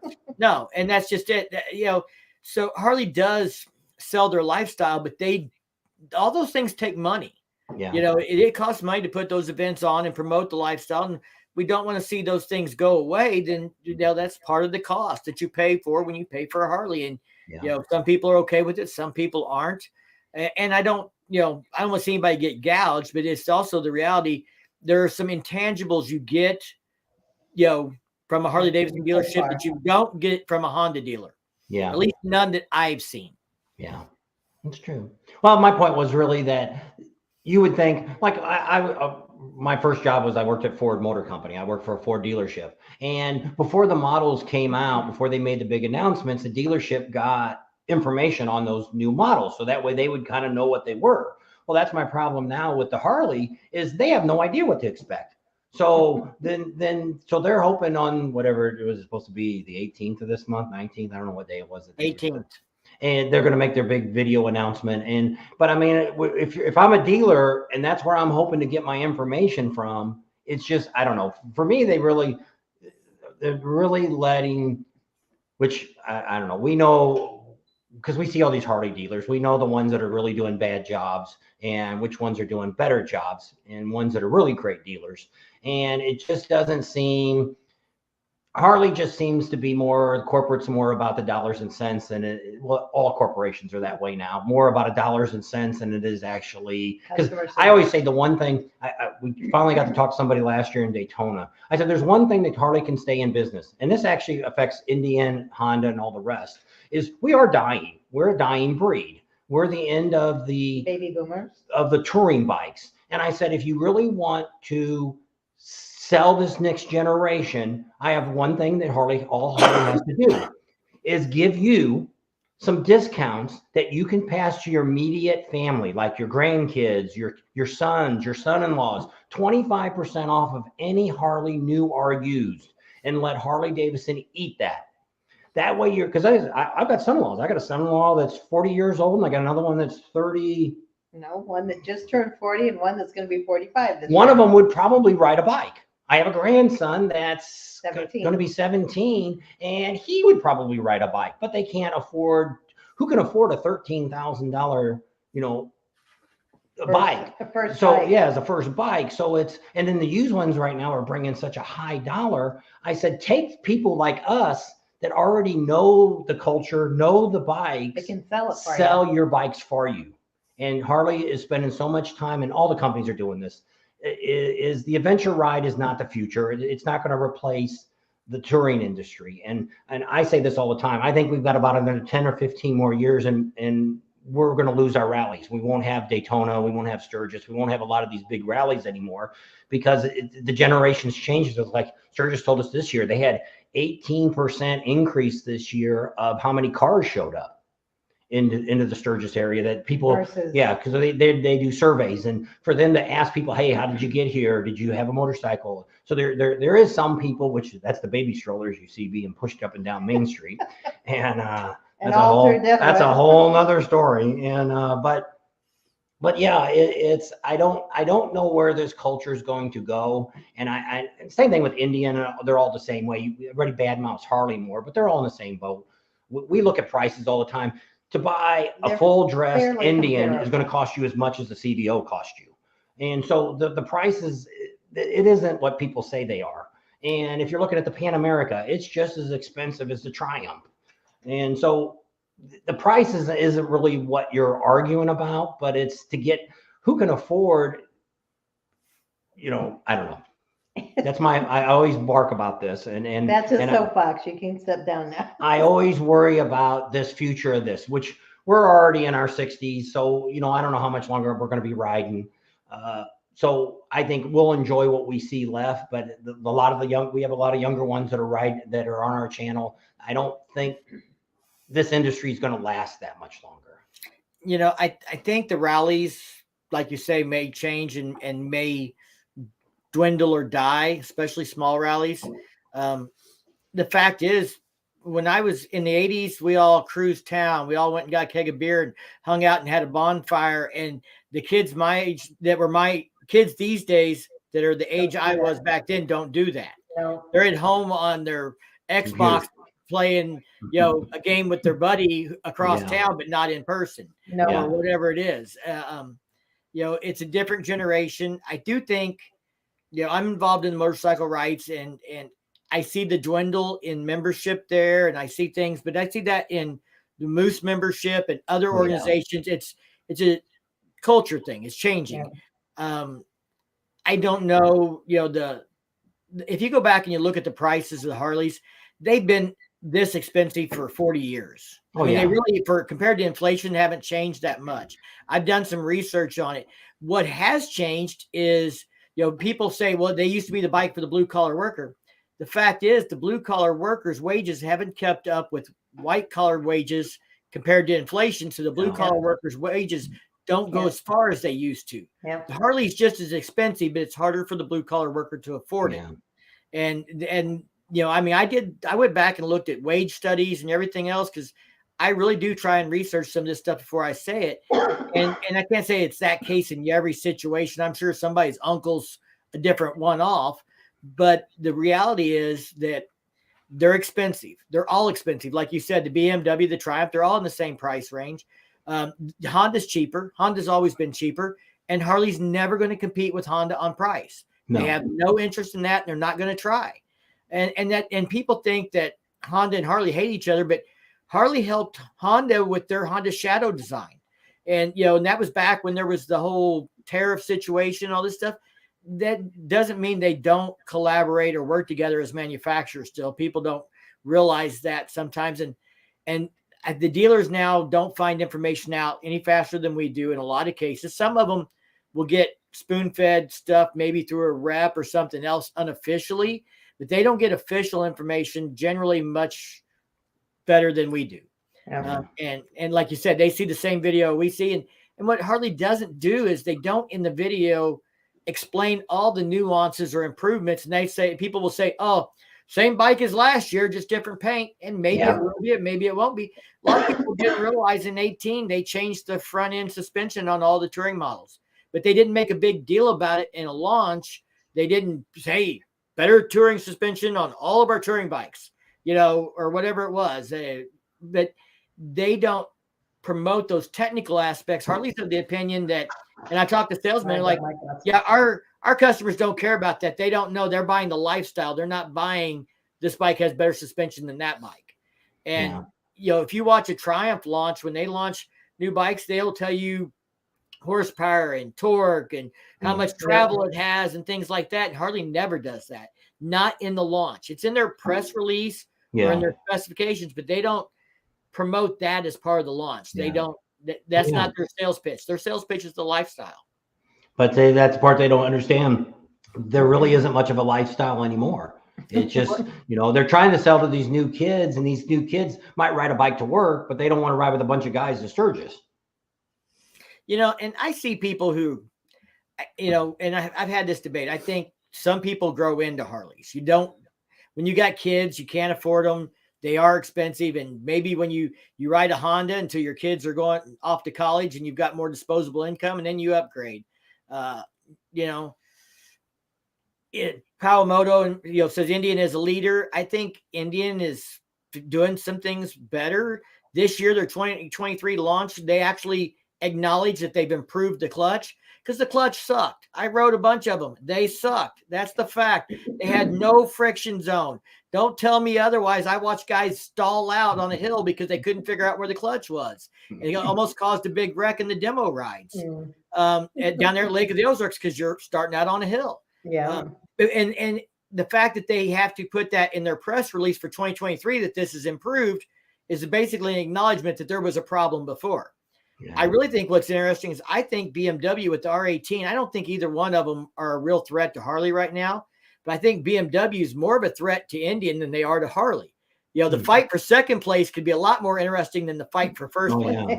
Yeah. It's just like boxing. You don't get to fight the heavyweight champ until you've defeated everybody ranked below him. Well, right. BMW's right now is not, people want to say they're after Harley Davidson, but what they're probably really after is Indian, because they got to knock off number 2 before they can face number 1. Yeah. And neither one of them right now are on their heels. Harley still sells 5 bikes to every one Indian by sales. And that's not necessarily by dollars, but that's by units. Yeah. So if they sell a lot of Scouts and not as many Challengers, then it's, still not an apples to apples thing. Yeah. I just don't like the BMW motors that come out the sides. Yeah, I rode it. What really surprised me is in Arkansas, a non-helmet state, BMW showed up for their demo rides. And I hope they see this video, because you cannot show up for demo rides in a state that has no helmet law and tell people they have to bring their own helmet. Yeah. We don't provide helmets because you might sue us. That's what they were. That was their line. If we provide the helmet and you have a wreck, you might sue us. First off, this is the United States. If we have a wreck on your demo ride, we're damn sure suing you, because we got a bunch of lawyers that are going to tell us we can get money out of it. That's going to happen. It's not going to matter whether you gave me a helmet or not. Yeah, because that's sad, because everybody furnishes helmets. So why would they not bring? Because we always bring our helmets, no matter what. Even if it's a state that's not a helmet ride, we always, if we're going to go demo riding, we bring our own helmet, because we're not wearing a helmet somebody else has had their head in. I try and bring something, but I didn't take something to Arkansas. We worked it out. I found something I could wear that they said would pass, but you can't go do demo rides and then have all these restrictions that, well, you can't ride the ride. They had the radios disabled. And when I asked him how come the radio didn't work, he said, well, because people blast them and they blow up the speakers. And I'm thinking, that's a problem. Yeah, if I can buy your bike and I can blow the speakers up riding it, then something's not right. You get better speakers, a better stereo system. Right. You need to tune it differently. You need to limit it, or whatever you need to do. But if I can't listen to the stereo on the demo ride because you're afraid I'm going to blow the speakers up, that right there is like acknowledging we have a problem. Yeah. Well, I'm not going to, if you're already telling me I can't listen to the radio, first of all, I figure out, okay, your radio probably sounds like crap to start with. Is why you're not wanting me to hear it. Not that it's, so it's like, why? I don't know. I've never been anywhere that would, because it's even, well, the only thing I was with Indian, we rode it in Daytona last year, and the seats were supposed to be cooling seats.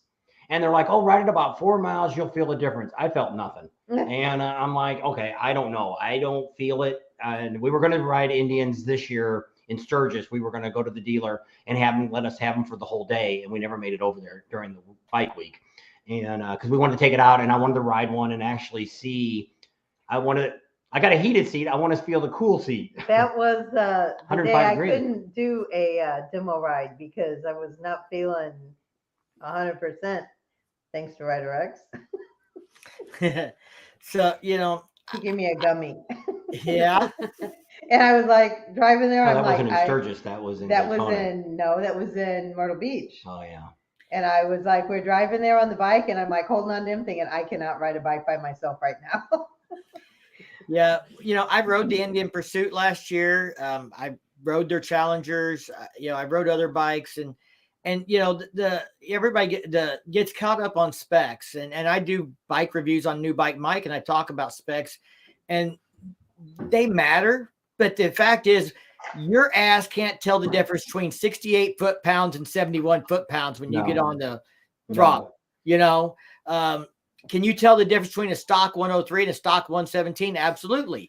But you can't, if I got a stage 1 or 2 103, you're not going to hardly tell the difference. There's a lot of it's kind of like what I did with her. She got a 103, I guess, on your Street Glide Special. Yeah. And he got a 110. Yeah, and so I originally had a 98 before that. So I rode my 98, then I rode her 103, and I'm like, oh yeah, I like the 103. That's really nice. And then I got my 110, my CVO after that. And then when I went back to her 103, I was like, oh man, that's like riding my 98 again. So I'm always curious. I always said if Harley got a 120, I might consider a new bike, but I'm probably not. But I really want to, because one of the vendors that we have out here, one of the repair shops, he actually says he says it's the #1 engine that Harley sells is their 120 crate motor. It's the best one he says that they've had. It lasts the longest, does the best performance. Now I thought they had a 122. I didn't think they had a 120. He told me it's a 120. I thought it said 120 on it. I don't know. I've looked on their website and I see a 122. I don't see a 120, but maybe I've missed something. If anybody in the chat can go look it up and tell us or send us a link, but because a lot of people expect them to do a 120 this year because it's the 120th anniversary. But I said they've already got a 122 kit, from the 117. They would be the 120 is not something I've ever seen them put out in any form or fashion. So it'd be like a whole new design, and that's not typical of Harley. They don't. They might for a 120 anniversary, but it would surprise me. I think we tend to every launch for the last 3 years where I've been covering launches, we always over predict and over expect from Harley Davidson, and we're always disappointed. So I'm really trying to, hold back this year and not build expectations too high. Yeah, I don't know. It's just like there's so many. I think it's the worst thing they could do is to get rid of the Sportster. I think that was a good bike for an entry-level bike, and we're even thinking about buying a couple older ones here and fixing them up and stuff. But they're fun little bikes. They're not something I want to go cross country in, but it's something that a guy could afford. You could have bought an 883. I think last time they were like right around $8,000. So I think the discontinued 120, what they're talking about is the 120R and the 120 ST crate motors, but that was a twin cam. That was a 103 built up, like the 131's a built up M8.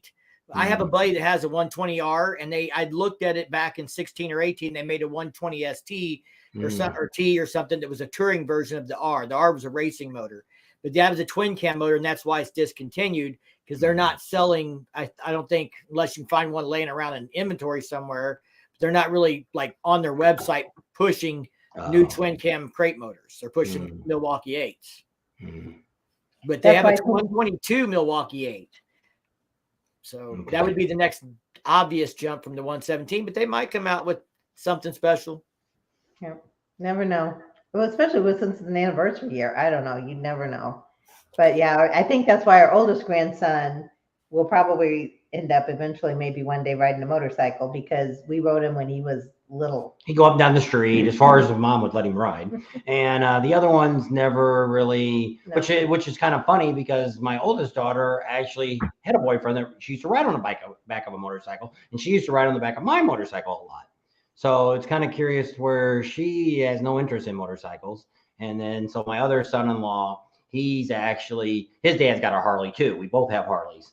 And he asked, that's what he said the last time. He was like, because they live in California. Well, you can split lanes if you have a Harley. Or, I mean, if you have a motorcycle, you can split lanes in California. That's the only way you can travel. Yeah, they call it lane. I believe technically it's called lane filtering. And I think legally you're supposed to or something like that. Yeah, you're supposed to be under a certain mile per hour. 15. You can't go over 15 miles an hour over the cars you're passing. And it only can be at a stoplight. And well, that's what Arizona is supposed to be getting ready to pass it to where you can you can split lanes up to the traffic light, and then you'll be in front, and then you can lead. And they're working on that now. I don't know if it's passed yet or not, but in California, you always had to be on the right side too. You couldn't pass on the left. Well, when it's 10 lanes across, you're always on the right. You're on the right anyway. But it's so Pureblood says he Googled it and says it's an A120C. okay. So I think he's saying it said it's a 120 CI, meaning 120 cubic inch, but there was a 120R, and which was a twin cam motor. That was overheating. Yeah, I don't know. I've got a buddy with the 120R in a street glide, and he did the world record poker run with the Badgers and stuff. He's got 100. He's a dyno tuner. He's the guy that works on my bike, and he's got 140 horsepower out of that 120R. Jeez. At one time, but he had to go to chain drive because he kept busting belts. Uh-oh.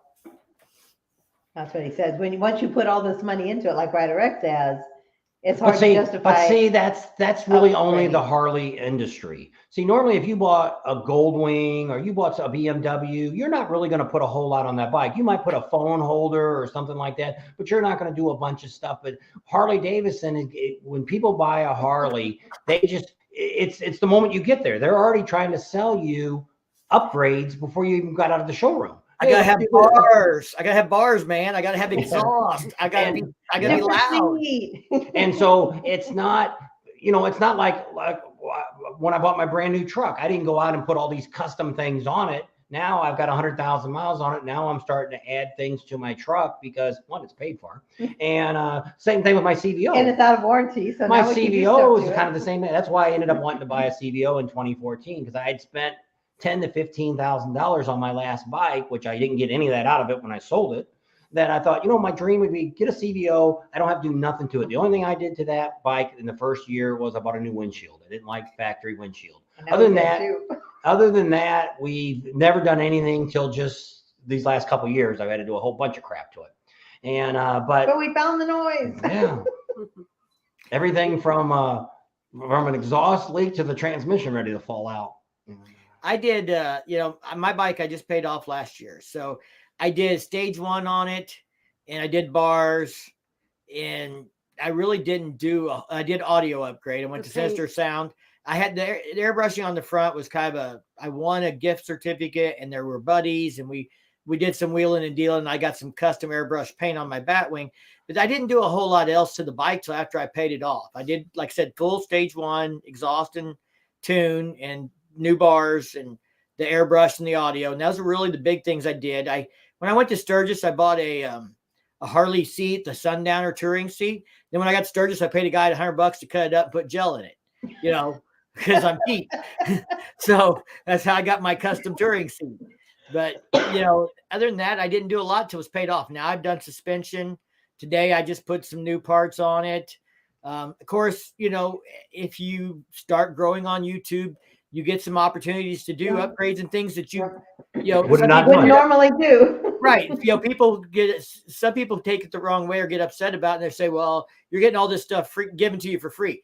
You're getting all this stuff given to you because you've done hours and hours and hours of work that didn't even pay minimum wage. It's the reality of it. I could make more money working at McDonald's than I make doing YouTube. That's what I tell people. I put into it and not have all the expenses of cameras and travel and everything else. So and the hour you put into it. That's why I tell people I didn't switch from a $50 an hour job to do this. Right. I still have my full-time job, but if somebody gives me, this little thing sitting back here is a $500 power station. Somebody gave it to review, gave it to me to do a review on, but I wouldn't have gone out and bought it. I wouldn't be able to do the review on it otherwise. One of the first reviews I did on a product that I wasn't sure I wanted to do, I asked a guy in the motorcycle industry that I respect, and I said, do you think I should do that? Do you think how will the viewers maybe view that if I start doing, I got a free product and do a review? And it was for a motorcycle dash cam. And he said, well, here's the way I look at it. If I'm interested in that product and I can go out and find a review from you, as long as it's honest, I don't care how you got it. Yeah. Because that helps me decide if it's a good product or not. You just have to make sure you're honest and not misrepresent the product. And I have never had any vendor tell me what I could or couldn't say in any video I've done for any product. In fact, a lot of them are like, if you find that there's something wrong, we'd like you to tell us directly, but we understand you need to put that in the video as well.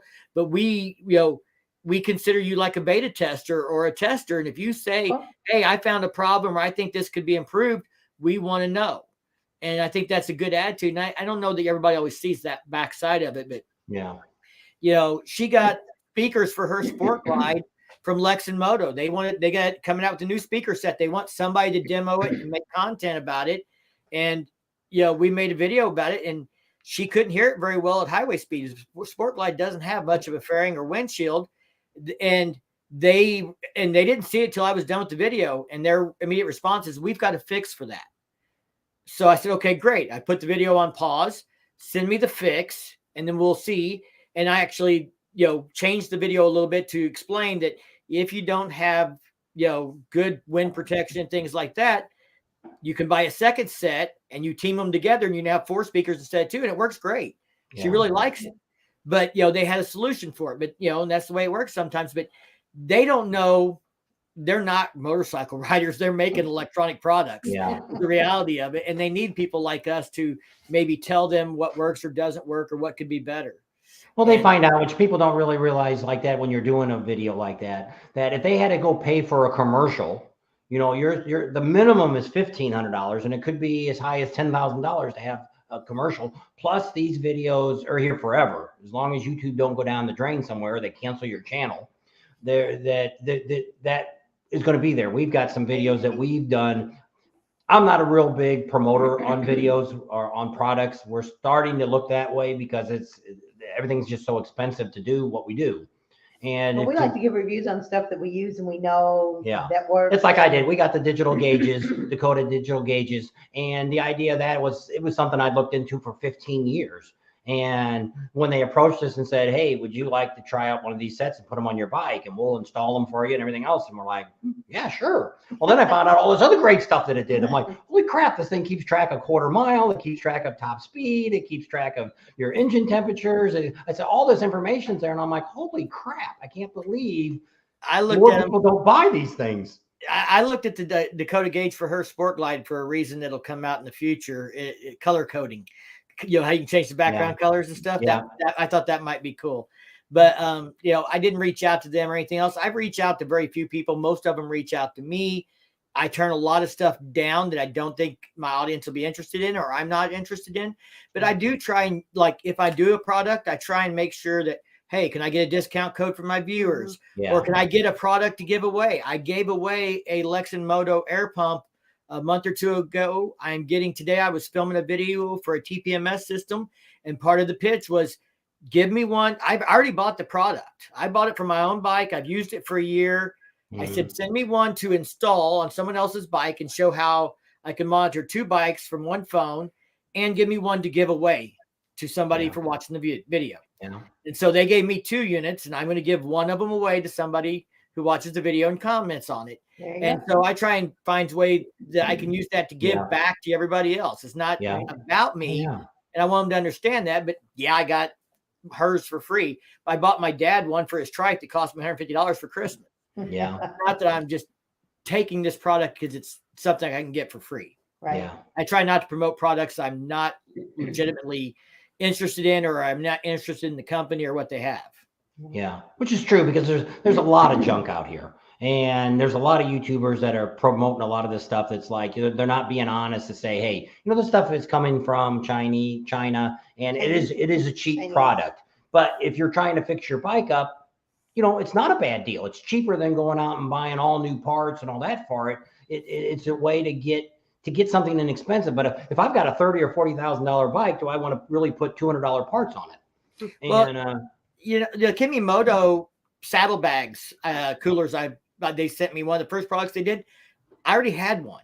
I didn't need a saddlebag cooler. I didn't agree to do the video review on it because I'm going to get something for free. I already had a Harley Davidson one, but I got theirs and I compared them and they look exactly the same. Right. There's no difference in quality except the Kimimoto one's half the price. Yeah. So I can say, well, save half your money and buy this one. It's just the same or just as good.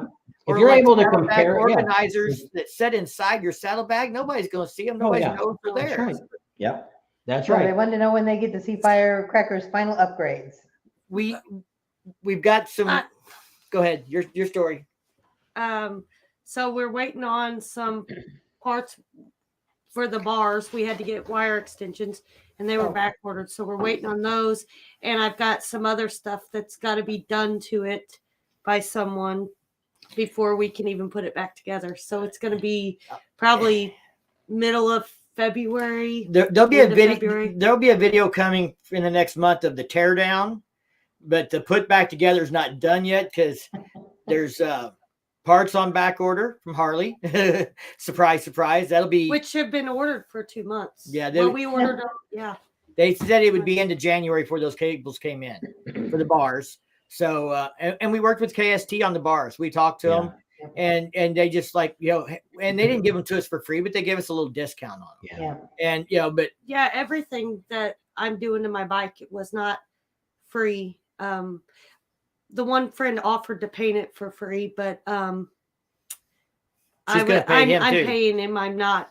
I don't feel right. So, but I mean, everything else we've done, we've paid for. It's not. We haven't got anything free. The only thing that we got absolutely free was the windshield and the speakers. Right. Yeah. Which is it's kind of the same thing we did. We got our digital gauges and I got speakers.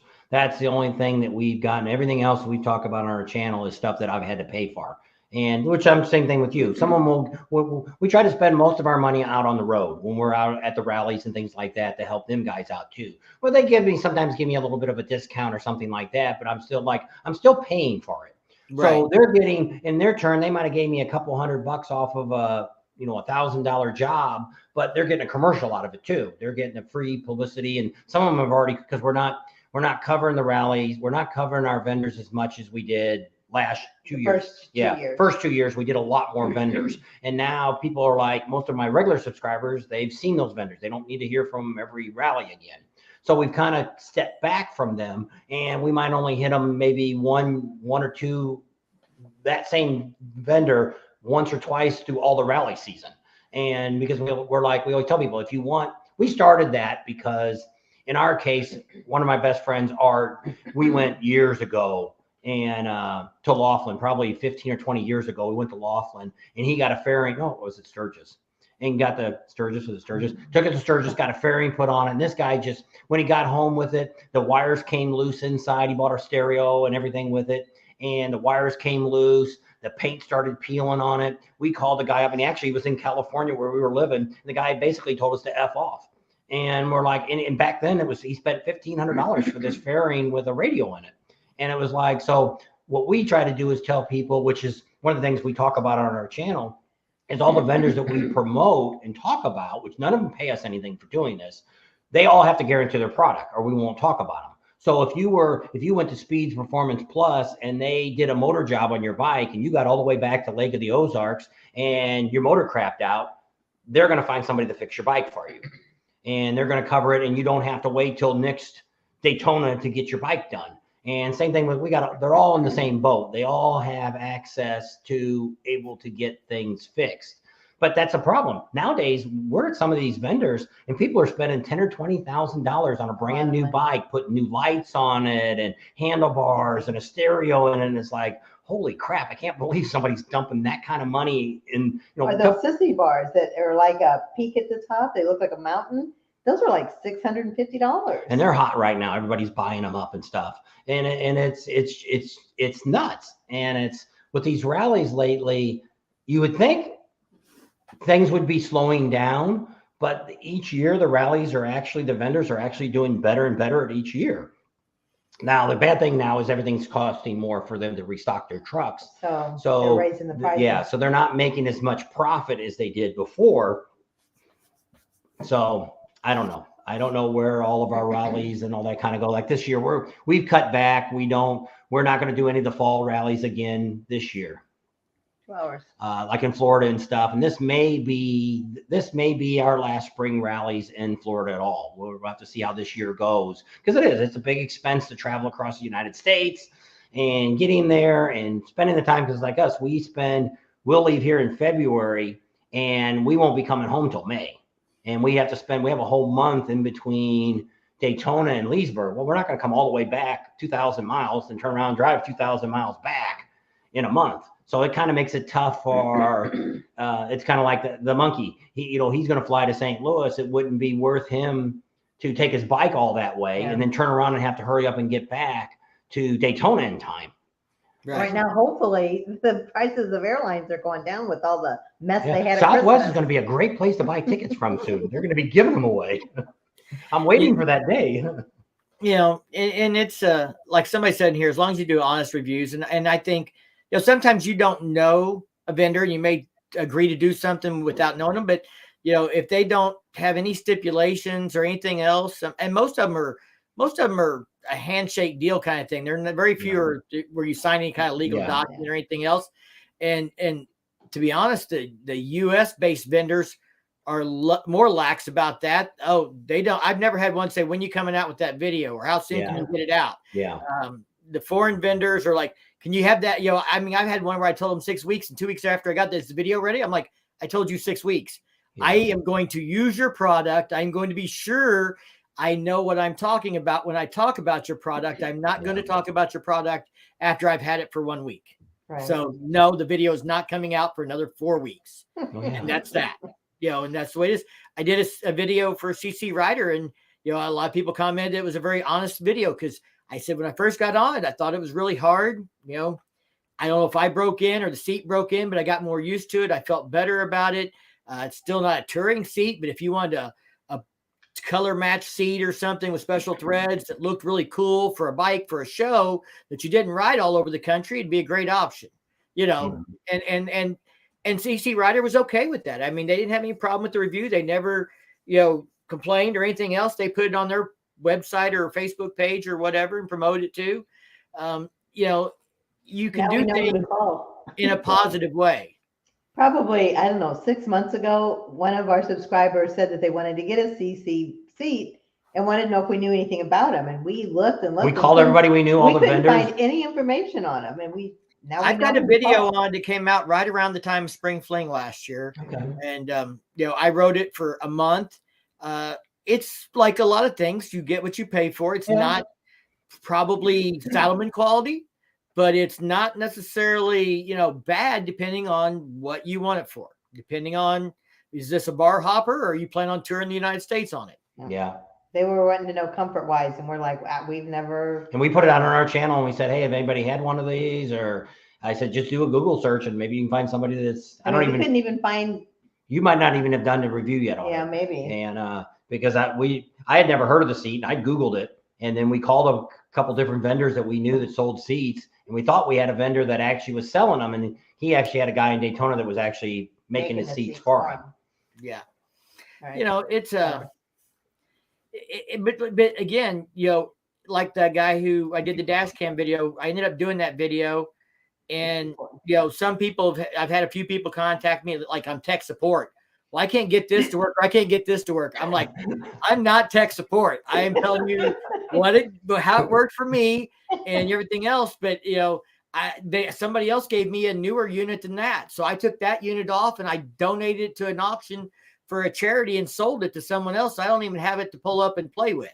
Yeah. Because somebody gave me a different unit, I can only run so many dash cams on my handlebars. That's right. That's right. It's tough. It's which it is. It's I really enjoy doing this. I have a lot of fun doing it. I look at guys like you, and so like we do Amsoil Adam too, where you guys have a real job you're doing too, and then trying to do YouTube too. It's because when during rallies, we put a video out every single day, but now we're working on the garage now. We're trying to get our shop done. So I'm not putting many videos out the next few weeks. And we got our next big thing is going to be the Mecum auction. We have the big motorcycle auction they have out here in Vegas coming up in 2 weeks. And that if you want to see something, it's like going to a museum and able to touch it, everything. You can sit on these bikes because they think you want to buy them. So you get to sit on them. You can tinker with them. You can do all kinds. You can't start them up. But other than that, you can do anything you want on these bikes. And it's like, it's like being in a museum. And it's not just Harleys. Most of it's Harleys, but they have all kinds of stuff. They had like the old Honda the 50s and the 70s trail bikes. The Bushman ones. Yeah. And Nortons and what was that? Yeah, there was one bike? English bike I'd never even heard of before. And I was talking to a guy and he said, oh yeah, they only made them for like 10 years. And I was like, wow. And then you get to see a lot of the old war bikes and stuff. And it's just, last year they only had 20, they always advertise they have 2,500 bikes. I think last year they had 2,200, but there was 2 bikes that were from the Milwaukee Museum that Harley were down there Museum. that they were selling them. There was one from Rod from the Buffalo Chip that the builder there that had built it for him was selling a bike from a couple years ago. And then there was one guy, which we could never find out. We actually have some books. We never did give those away. No. They're table books that they made. This guy had a $4 million collection of Harleys. And he auctioned them all off. They sold them all. They sold them each individually Yeah. instead of as a collection. They tried to sell them as a collection, but it ended up bringing more money. I think they brought 5-point-something million. I did a video on that. But it was just, I've never, if you want to come to Vegas and see Yeah. something, it's something that's Yeah. really, really, Royal Enfield. I don't think it was Royal Enfield. No, they've been around. They were around for more than 10 years. They've been Yeah, around. they're for a still, long time. well, the Royal Enfields are still made now. Yeah, they're no longer a British company though. They're now Yeah. solely India. The Yeah. British version of Royal Enfield went bankrupt. But I did a little research on this. It's kind of interesting. Like the Royal Enfield in India had to be owned by someone who was a citizen resident of India. So like the Indian version division of Royal Enfield was owned by a different family, and it was like a franchise kind of deal or whatever. So when Royal Enfield went bankrupt, they stayed in business, and that's the Royal Enfield we have now. So And because we had seen them here. I guess last year we had a. Well, that usually comes up in January. What? When I went to the Oh yeah. International Motorcycle Show they had in California. They had. It's probably gonna be the week we're out there. I don't know. I have That to was look it the up. weekend before the same thing week. We I'll were have to in look. California. They normally always had it down in Long Beach in a convention center. Well, because of the virus in California, they moved it outside. And actually, it was the greatest thing. They must have had 20 or 30 different motor companies there with bikes. I'd never seen so many different brands. I never even heard of them. That's my first time I'd seen the Royal Enfield. And I said, we called them up and they gave us tickets, and it was the last day. And I'm like, man, if they're going to do it this year, I want to be there all 3 days. And that's all I'm going to do. I'm going to ride every freaking bike that's in it that they have and do videos on them. And I don't know, she's looking it up. It says November 4th. Oh, that's No, that was last year. 2022. Maybe it was November then. No, they said it was canceled. Oh. So maybe they haven't done it. So yeah, that was something that we had been to the International Motorcycle Show probably 10 or 15 years ago when it was down in Long Beach, California. But we never went out and did any of the demo rides because usually it was always so freaking cold. It wasn't worth walking. You had to go out the back parking lot of the place to see them. And so it was more vendors inside. You could see the demo models they had to show, and then they had vendors selling junk. I think that's where we bought some of our bags and stuff from, gloves. I like to ride the demos. She's now that she's got her sport glide, she's less interested in riding other bikes. When she was hunting for a bike, she rode the Scout. She rode some different stuff. I rode this year. She rode a couple this year. She rode a couple last year, but I rode the BMW R18 at Rogers. I didn't ride anything else down there, but I've rode most everything Harley has in the last few years. And they come out with something new like the Nightster. I try to make a point of riding it. I rode it this year and stuff. And that's one thing that like BMW and Harley and Indian do is demo rides. When was the last time you saw a Honda truck at a rally demo ride? Well, we've seen I don't know if there was even one. BMW starting to go to rallies now and bring trucks. Yeah. Because in Daytona, the BMW there, it's BMW and they sell something else there too, BMW and something else. And they kind of have a vendor truck and stuff down there.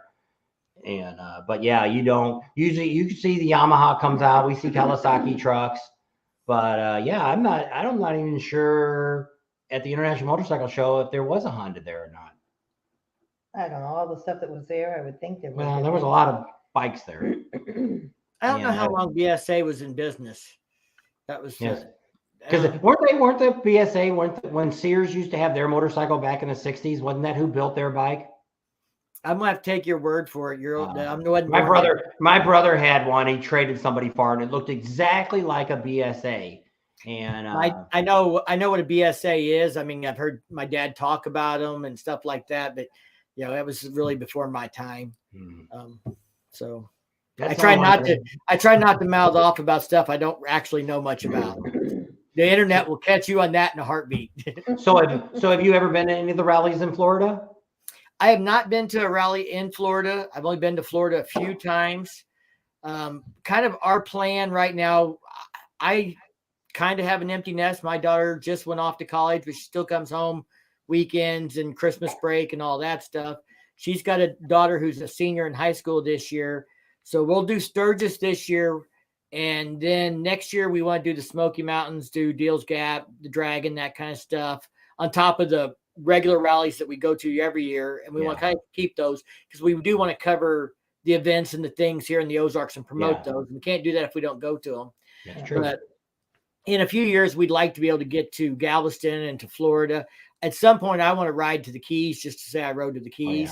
We keep saying that too, but it's a long way from Daytona. And it's like an 8-hour drive to get down there. And it's like, we're down there early. So we're thinking this year, we actually have one of our vendors, if the guy still works for him, I think he's got commercial property that he rents down there. He told us if we did a video, he'd put us up. And I'm like, well, that'd be worth it to ride the motorcycle down there. This trip, we're leaving the dog at home. We normally take the dog with us where you always have to come home every night. So this year, because everything's a little weird with us, because right now we still don't know if we're doing Panama City. We haven't found anybody that has a parking lot or something we can stay in or something cheap that we can stay in. Because it is, when you go to these rallies, well, you see, we're going to, because even though Sturgis is expensive, it costs you just as much to go to Daytona. You know, to get the hotels and all that, they're still getting that big money too. And none of these rallies are really, you know, because even if we go to stay in a hotel during Lake of the Ozarks or during Bikes, Blues, and Barbecue, you're still going to spend probably $800. Yeah. If they've got a house and they split it between 4 people. So that's the way to go. So, you know, it's because people always say, because even in Sturgis, which you mentioned, Jeff? No, the guy that stays everything for free. Scooter Tramp Scotty. Yeah, Scooter Tramp Scotty. He actually stays one of the places we recommend, which is right outside of Deadwood, or this side of Deadwood. You can actually camp there for 14 days for free. And last year they even put Johnny on the Spots out there. That's where he's been staying the last 2 years. And so that's why I tell people when they say, well, it's too expensive to go. Well, get you a tent and you can stay out there for free. So yeah, I think our price is going to, like I say, it's going to average around $100 a person a night. We're splitting a big house. That's not bad. It's cheaper in a motel and it's not bad, but it's going to be, you know, the $500 at the house is going to be one price. Then you're going to have a motel night on your way up and a motel night on your way back. Yeah. You got to have $500 in gas and you got to have $500 in food. Yeah. The cheeseburger is going to be $10. Yeah. Yeah. And so you got to watch it. Like all the people were saying, the food was like $25 last year in Sturgis. No, it wasn't. The problem is what people do is there's the Full Throttle now has got one vendor out there that's doing all the food and they're charging more because they're out there. There's nothing close by. They can get that money. There's a few people downtown that are selling that, but you can still go. McDonald's is still open every day. They never raise their prices. And we eat there 3 times because sometimes we got to throw that in the budget. If you're out there, we're out there for a month, but so it's thrown in there. And there is some restaurants you can go to. Uncle Louis is one of our favorites. It's on Main Street. They don't raise their prices. Never raise the price. You can still get $3 beers and $5 mixed drinks there. And they're not open. They used to be open 24 hours. And we have another one of our vendors, which is right across the street from the museum in Sturgis, and is Johnny. Tell him we sent you. He'll give you a great deal, and his food's excellent, and it's not that expensive for there. And so there is places, but that's like I tell people when the guy that paid $25 for a hamburger and paid $12.50 for a beer, he's stupid. There's many places, and if it's like when we talked to the city of Sturgis, because they said they got that same complaint because they wanted the city of Sturgis to ban people from doing that. They said, first of all, this is we're a capitalist country and you can charge anything you want. I said, the idea would be quit buying their food and they won't come back next year. Mm-hmm. Right. Vote with your dollar. Yeah. And then there's plenty of places. You can still go to Pizza Hut and pick you up a pizza. They got inside dining. They don't charge anymore. Now there is one crazy steakhouse out there that charges doubles their price. Well, we won't go there during that time. But there's a barbecue place. The best barbecue place in South Dakota is the exit. Roadhouse. Yeah, JR's Roadhouse. It's right before the exit to get to Black Hills Harley. I think it's Get off exit there. 53. And the reason you know it's the best place to eat is at lunchtime. It's full of workers' trucks. Right. And They've got it's called Pizza and Pasta, Pizza Ranch. Now you can also go if you want to have a lunch and not spend a lot of money, or a dinner is while you're over in Rapid City, go into Rapid City. Right. Because they're reasonable. Yeah. What we do is we get this house, we bring a safety vehicle. So when we get to the house, everybody drops their shit off. We run down to the grocery store. Everybody throws in $20. We go grocery shopping and we try and make breakfast and make dinner at the house. Yeah. We only eat out in the middle of the day. Or if you're like me, you don't eat during the middle of the day. You eat breakfast and eat dinner. Skip lunch and ride. Go try not to play with the buffalo. Yeah. American Legion, they says $14 for a full meal. And the Vets Club in downtown Sturgis, they have they don't raise their prices either, and their drinks are really cheap. There's a lot of places like that's reasonable. And that's like I tell people when they say, well, it's $15 is kind of high for a meal. Well, you can't even get in. She just went today to, where did we eat lunch at today? It's a Culver's for 3 meals, and she had coupons and everything else and still paid $28. Yeah. And we all know what they charge for a beer at the Cardinals game. No, you don't like it, don't go. Because that's right. what they're going to charge for a beer. I mean, I say the same thing. Haven't you ever been to Disneyland or Branson or any of those places like that? Any kind of major league game. Anything that's a tourist thing, they're going to charge more money. They gotcha. Yeah. And it's like I say, I don't know who all these, because people always, that's one of the things that drives me crazy. But this year, in 2022, we talked to a lot of people that have been going to Sturgis for 40 or 50 years. And so I would ask them, what's different now than it was before? And so what they used to do 40 or 50 years ago, they used to camp down by the city park where that little lake and stuff is at. Well, they used to come there. They don't remember. Somebody said they thought there was one bar. Some of the guys said, we don't know if there was a bar or not. Well, there was no entertainment. You came there, you threw your sleeping bag or your tent up, you drank, you did some drugs, and you went home. And you rode the bike. And you rode your bike. And I said, you can still do that in Sturgis today. And if that's all you want to do, you can do it. It's not, when people say it's all changed, it's whatever you want to make it to be. You don't have to go down Main Street. You don't have to go to see the big vendors. You don't have to go to the Harley dealer if you don't want to. Don't ride on Friday and Saturday. On Friday and Saturday, there's like what we do with our channel. We found out in Sturgis, because we spend between 30 and 45 days in Sturgis. We're actually going to be in Sturgis this year, right after the Milwaukee. We'll be there on July 19th, and we'll be there till August 15th. So that's how long this year. This is a short year, because we're doing Milwaukee before. So normally we get there right after last year. We got there right after we were there for the 4th of July. Yeah, we were there like June 28th or something. We got there. And stayed till a week after, I guess we left. And so we've started finding these rides that nobody knows about. And we even made some wrong turns through subdivisions. And it was like, holy crap. If we could go a little bit faster, this is really a great little road to ride on. It was a newer subdivision, but it had a lot of nice curves in it. And as long as you dodged the trash cans, you were doing pretty good.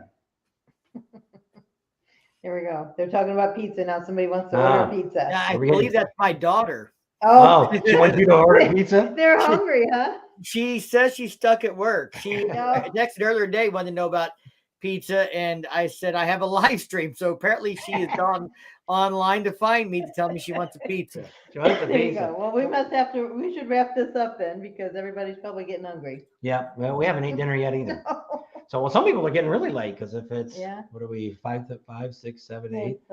It's time is it here? 7:18. So 7, 8, 9. It's 9 o'clock on the East Coast. Yeah, that's not too bad for them. Yeah. So Deb and Mike's on too from Florida. Yeah. So we want to thank you for being on our show today. It was very good. Had a good time, and I think everybody got a lot of good information. And we got to meet some of your subscribers.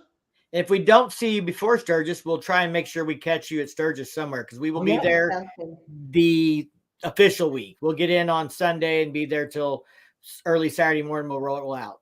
Okay, we'll have to get together. We got phone numbers now. We can get a hold of you Well, when we he's get out. got our to number surgery. now, Yeah, we so. got both numbers. We got his number and we got his number. Okay. Both numbers. Okay. So I want to thank you tonight, and we'll leave you at that. All right. Thank you, guys. All right. Take care. Stay safe. Bye. So we want to thank them. It was great. We appreciated them coming on and having a good time with us tonight. I hope you guys all enjoyed it. We want to try to bring on some other, we've met a lot of YouTubers through the channel and stuff like this, but actually I got a hold of Mike just a couple of weeks ago because I was curious if he had a lift in his garage. And he said, matter of fact, I do. And he told me what brand it was. He says, I want to do a video on one. He says, I get a lot of guys asking me about my lift. And I said, you should. Because so that's what got me kind of thinking about Mike was, you know, hey, I just talked to him the other day. He's a really good guy. We do watch some of his videos when we get a chance to do it. And let's bring him on and see what you guys think about him. And we'll see how that all goes. Yeah. But yeah, we might get some more other YouTubers on here in the next few weeks. And we're kind of in between stuff. We're going to be busy this week. We got a lot of stuff to do. I don't know what kind of videos we're going to be putting out this week. Well, the stuff we need to do a lot of stuff before we leave. Somebody just needs to do laundry. I got 3 pairs of socks left. Well, you got to tell me those things. 3 pairs of socks, and throw them in the wash. So we got to fix the diesel truck. Got a bunch of stuff to do on that. Should only take me 3 or 4 hours to knock that out. We got to finish the drywall this week because we're going to be leaving next Tuesday. A week from this Tuesday, we got to go to California and take care of the kids unless they cancel. And then we got to go that next Sunday. We're going to be heading to Vegas. Got a lot of stuff going on there. We're hopefully going to have some dyno information for you guys coming up. That'll be coming up neat and pretty exciting. Might be happening during that week. Might be able to go live. And then during the Mecum auction, the goal is to be live every single day while we're there. And then we'll give you a big wrap-up video after it's over. So with that, I'm done because I got to go pee. So thanks for hanging out with you guys, or thanks for hanging out with us. Who was that? I clicked off. The Dennis Thomas. Is that the Dennis Thomas we know? I don't think so. He's got a motorcycle. I don't think the Dennis Thomas we know has a motorcycle. I don't know. Anyway, we went to high school with Dennis Thomas. So thanks a lot. We appreciate you guys hanging out with us. Subscribe to our channel if you haven't already. Share us with your family and friends. Think about Patreon. Give us a big thumbs up. Ring that bell for notifications. And we'll see you on the next video. Somebody did installation again today. I did. Some more. And we got to do another whole roll and then we'll be done. But the drywall's coming along. It almost looks like a real room now. All right. So we'll see you guys later. Bye. Bye. Oh, there's a bunch of people. See what they say before you go. Oh. Oops, I clicked it again. You can click the end. But always more fun going tribute motorcycles. It just doesn't matter. Yep. So if you guys or anybody going to any rallies we're going to, contact us at bobandtams.com and we'll switch phone numbers so we can meet up with you guys. Bye, Neil. Good night. Hope you all have a good night and Happy New Year. I don't know if we've talked to you since New Year's. I guess we have. Bye.